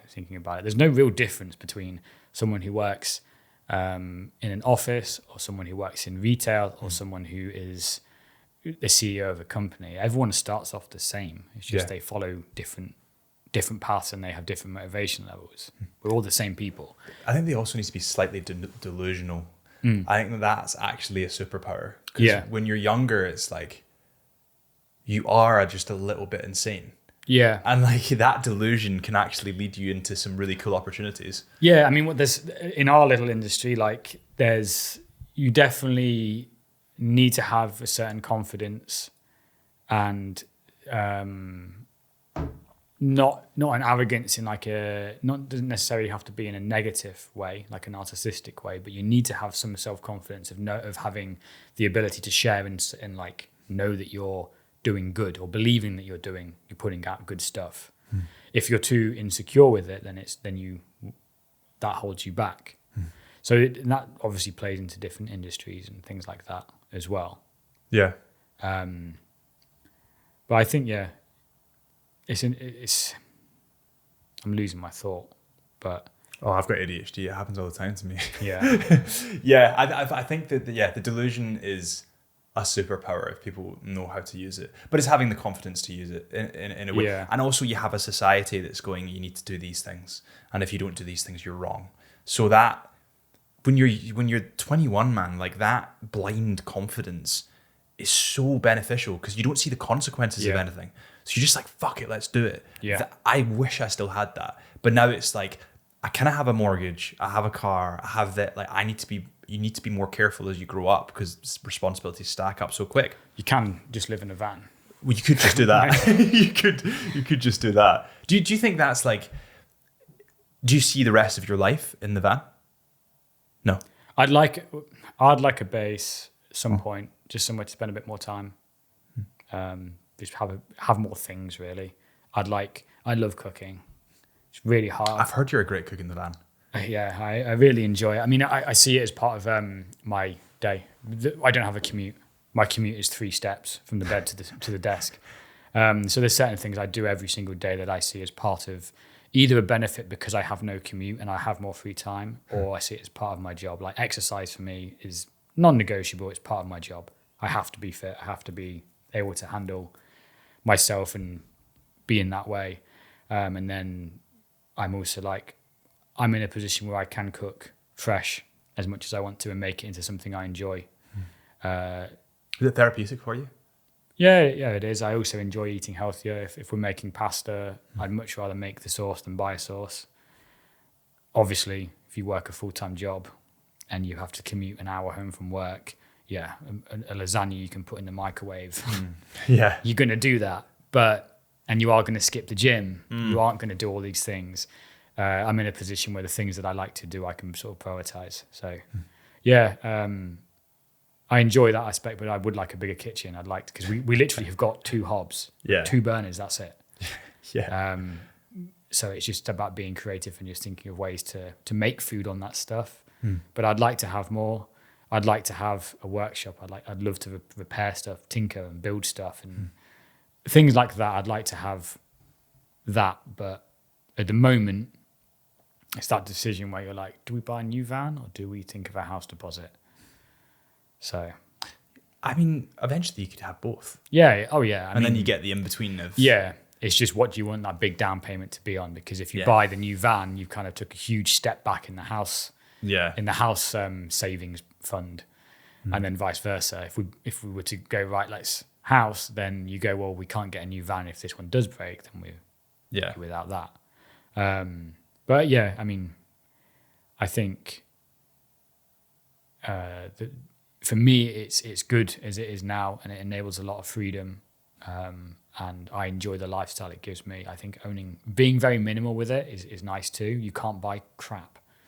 Like, don't buy shit when you go anywhere. You when you see nice books, you're like, oh, I fucking would love that book. Or even just nice mugs, anything like that. We just can't buy. Yeah, there's just too much in the... Yeah. I mean, photos are kind of what we do take home. Yeah. They are the memories from trips because there's not much else you can buy. I tend to buy shirts or hats. I always wear hats, always wear shirts. So T-shirts and hats I'll buy from places I go to as memorabilia because they kind of get a use out of it. I can kind of justify them, but there's nothing else you can really buy. Sarah collects rocks. Well, my girlfriend's going for a trend of shells. Yeah, so, those are nice. Yeah, mate, so nice. So do you want to see actually? Yeah. So she actually, I'm not sure if this is illegal. There's sand coming out. Oh yeah, there's still be like sand in it. This could potentially be illegal, but Bring I'll say it anyway. Yeah, bringing it home. But we brought all these shells home, put them in bleach, washed them, and then put varnish over them. So that's why all the colors are like because it looks wet. Yeah, exactly. So that's why the colors are all like really popped out. But yeah, the amount of shit I have lying around this flat now. Yeah, I mean, we all bring little things home from countries you go to, and you say, I don't know if it's illegal, but it probably is. Well, I'm thinking it's like wildlife. You could bring a shell. We brought a fucking feather home from Namibia for the cat because she loves bird feathers. And we found this really nice, long, like, colourful feather. And I'm taking that home for Nix. And then realised afterwards, that's probably really fucking bad. Way worse than a rock. Because that could be like flu. Like, imagine that could be COVID-20. We brought the latest, like bird flu into the country by bringing it on a feather. So it's nice to minimalise it and stuff. Yeah. I think a lot of people, there's so many things. I mean, our lifestyle is, my lifestyle is very different from what I think the normal average is. We don't get to buy stuff. You have to be very minimal. We get a lot of time outside. I think a lot of the things I see society doing and how that's moving, I find I don't like it, or I don't think it's necessarily good for people. Always being entertained, always being consumer mentality. Yeah, I mean, I've done a lot over the last few years to try and like remove myself from things that I don't think are bad. I'm quite good with my phone now, if good means not really using it. Letting messages go unread for a long period of time, ignoring certain, just ignoring, treating it like it isn't always there. Yeah, I would say. It kind of came about like the first trip to Kyrgyzstan we did with this 5 days off grid, where there's you're talking definitely no signal. This is different from being in like, I don't know, like Glen Brittle, and you being like, oh yeah, there's no signal, but you keep getting coming in and out. Yeah. This is zero. There's no power. There's no nothing. And the first day you're aware of it. You pull your phone out. You look every now and then. But then by the time you've finished, you're actually like, I don't know if I want it to come back. Yeah. Because it forces you to be present. There's no distractions. There's no shorts, reels, anything just to keep you fixated and just remove you from where you are. You have to be fully present. And I think I much prefer, and that was kind of like, right, you need to be much better on your phone at just not being on it all the time. And just because it's there doesn't mean I have to be It's not connected. Bringing it places. My pal, he actually lives next door, Andy. He's really good at like, he'll go to the gym and just leave his phone in bed. And he'd be like, no, this is my time away from it. The gym phone is, I can't. People go to the gym and I think they do it just so they can just sit. On TikTok. More than, you're like, right, you've done what? 15 reps and now you're going to sit for 2 minutes on TikTok. Yeah. But that's the thing. Like the only reason I bring my phone, so I set a timer and I put music on or a podcast. Yeah. And that's the only reason I have my phone. But if it wasn't for that, like, see if iPods still really kind of existed, I'd probably get an iPod. I'd agree, yeah. Just so I could like have a split. Just so it's just dumb. It's simple. Yeah, this is music and podcasts and a timer. And that's like, you don't get the ping, ping, ping, ping, ping. It's a distraction. Yeah. Something pops up. I mean, I removed all notifications and sounds and anything because it just pulls you away from where you are. You can be concentrating on something, and no matter what, if my phone was face up now, guarantee there would have been something that makes you just look down. Yeah. And you don't need that. Yeah. You don't need that. I'd rather choose the times that I do that. But also it brings you out of flow states. So I again, I'll probably butcher this, but I remember in a previous podcast episode, I was talking to someone about flow states, and they specified the time it takes to get into one, and the time it takes to get out. So essentially, 20 to 30 minutes ish, you're in a flow state. Your phone rings, you're out the flow state. Yeah. So it's like actually so negative to have that distraction when you want to do it. Like, editing's like coding; it's very precise. You need to, getting into that flow state when you're editing is difficult, but once you're there, it's really good. It's therapeutic. How often that you're like working on something, you can be editing a video, you're deep and you've been staring at like Da Vinci bars for hours. And then suddenly you're like, oh, I need to download some music, or I need to do something else. That takes me away from this. Or even if you're just exporting this, you're like, oh, I'll just see how that looks when it's fully rendered and not buffering. So I'll just export that. It's going to take 4 minutes to export. So you dip away and then you've lost. Yeah, you've lost your progress. Yeah. You're exporting something, you're still working, but whilst you're waiting, you're like, oh, I'll just go and check this, and then it pulls you away completely. Yeah. And you do lose that, I guess, You lose that creativity part. Flow state, I've not heard as like a term or used as a term before, but it makes sense. Like you're in a... It's the flow state is like something that is increasingly, as people get more busy and have responsibility kind of stacks up, gets increasingly more difficult. But once you're in it, it's just where all the best work happens. It's like, so I've kind of tried to build this room as much as I could, or the studio as much as I could. Camera stuff's down here, editing stuff's up there, phone sits through there. And then, like, it's like everything I do is trying to maximize the process of getting into it. Yeah. You see, looking back over everything, you kind of over the career, what advice would you give young photographers and videographers or content creators coming into the space?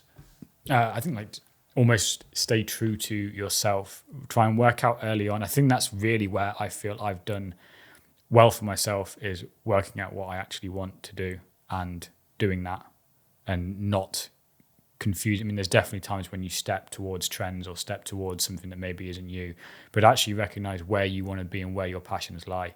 Just because everybody seems to be going to a certain place and doing a certain thing, you don't need to do it. I don't particularly like water.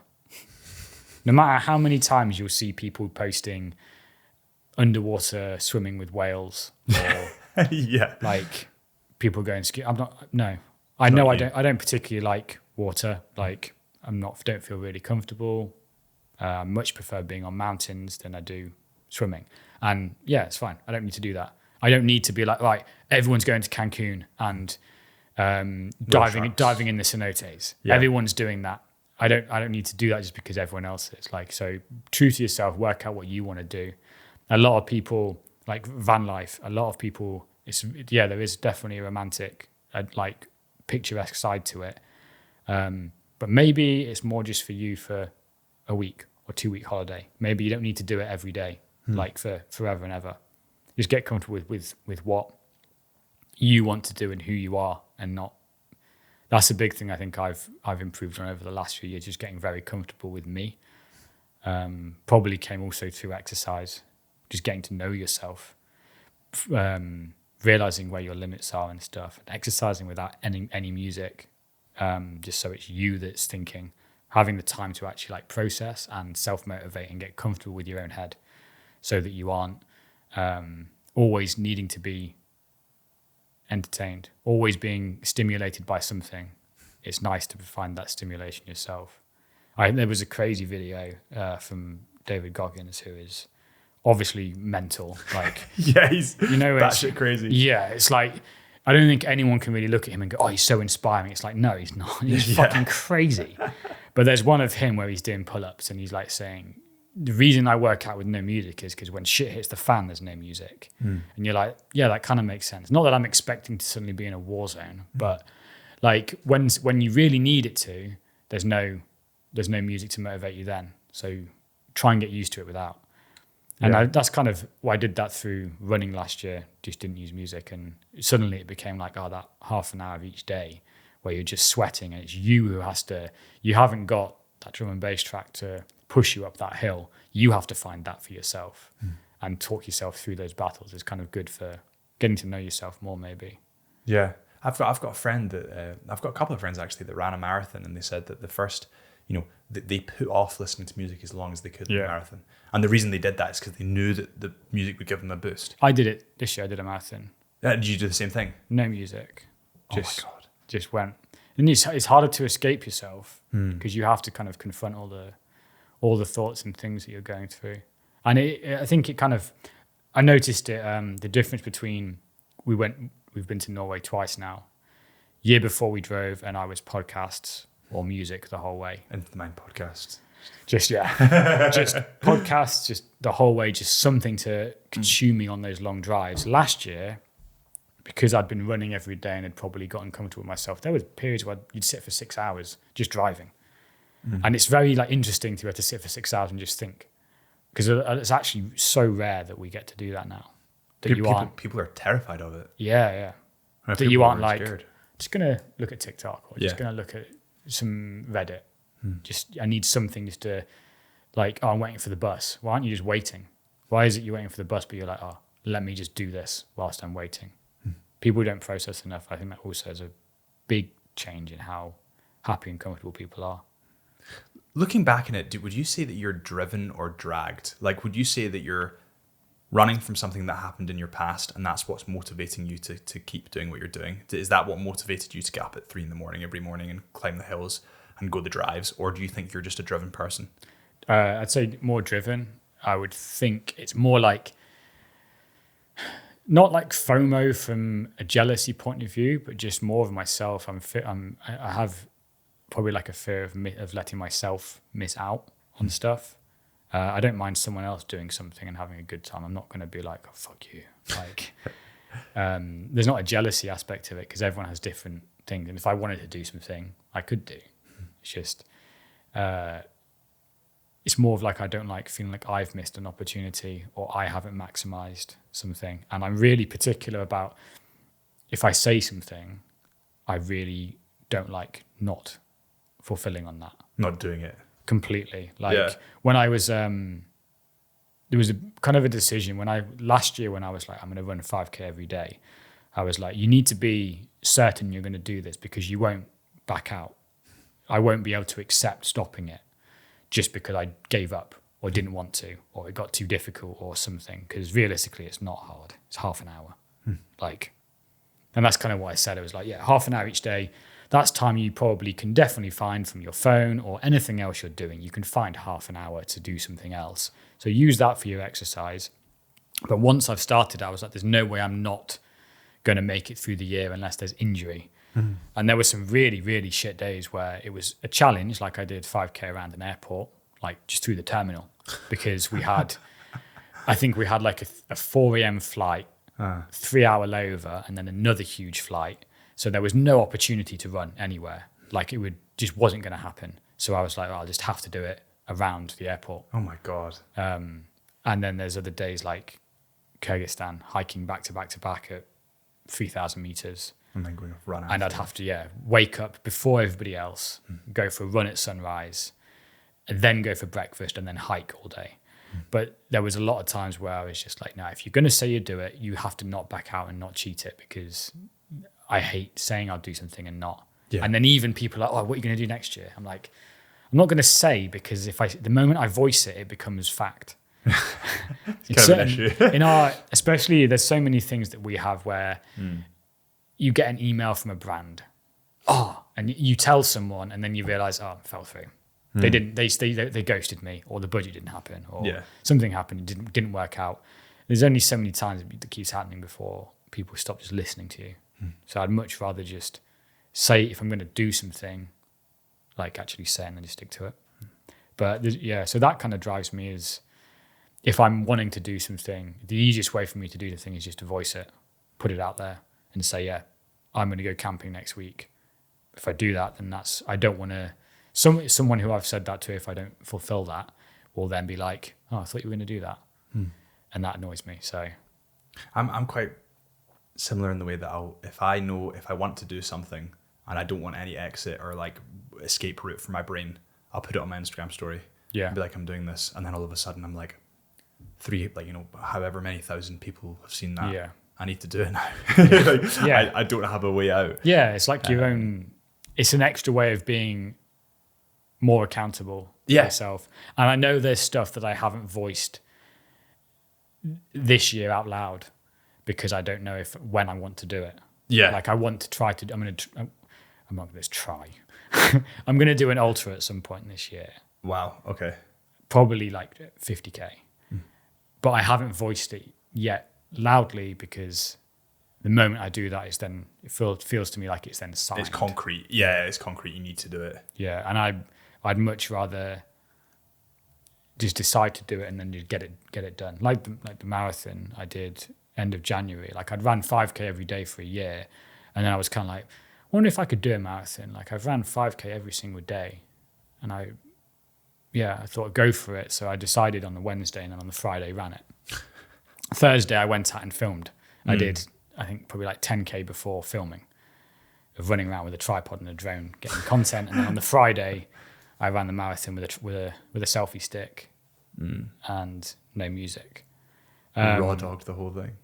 Yeah, and I'd much rather just do stuff like that than sort of put stuff out there and then be like, if I said, I'm gonna, I do then find it hard to plan stuff. Like there was the Glencoe marathon I was going to do a few years ago, which is like September or something, and I signed up for it. I was like, I'm going to do that. Started training for it, then got injured and ended up not doing it. I hated that. So I'm more like, I'd rather just keep stuff quieter and then just do stuff, be more self-driven. Yeah. That makes sense. Well, listen, that says it 2.5. Jeez. I know it flies in. Where can people find you, firstly? I occasionally post on Instagram. When you can feel like it. Occasionally post on YouTube. Jack.Anstey? Jack_Anstey on both. Okay. If you search me on Google, you also find an runner.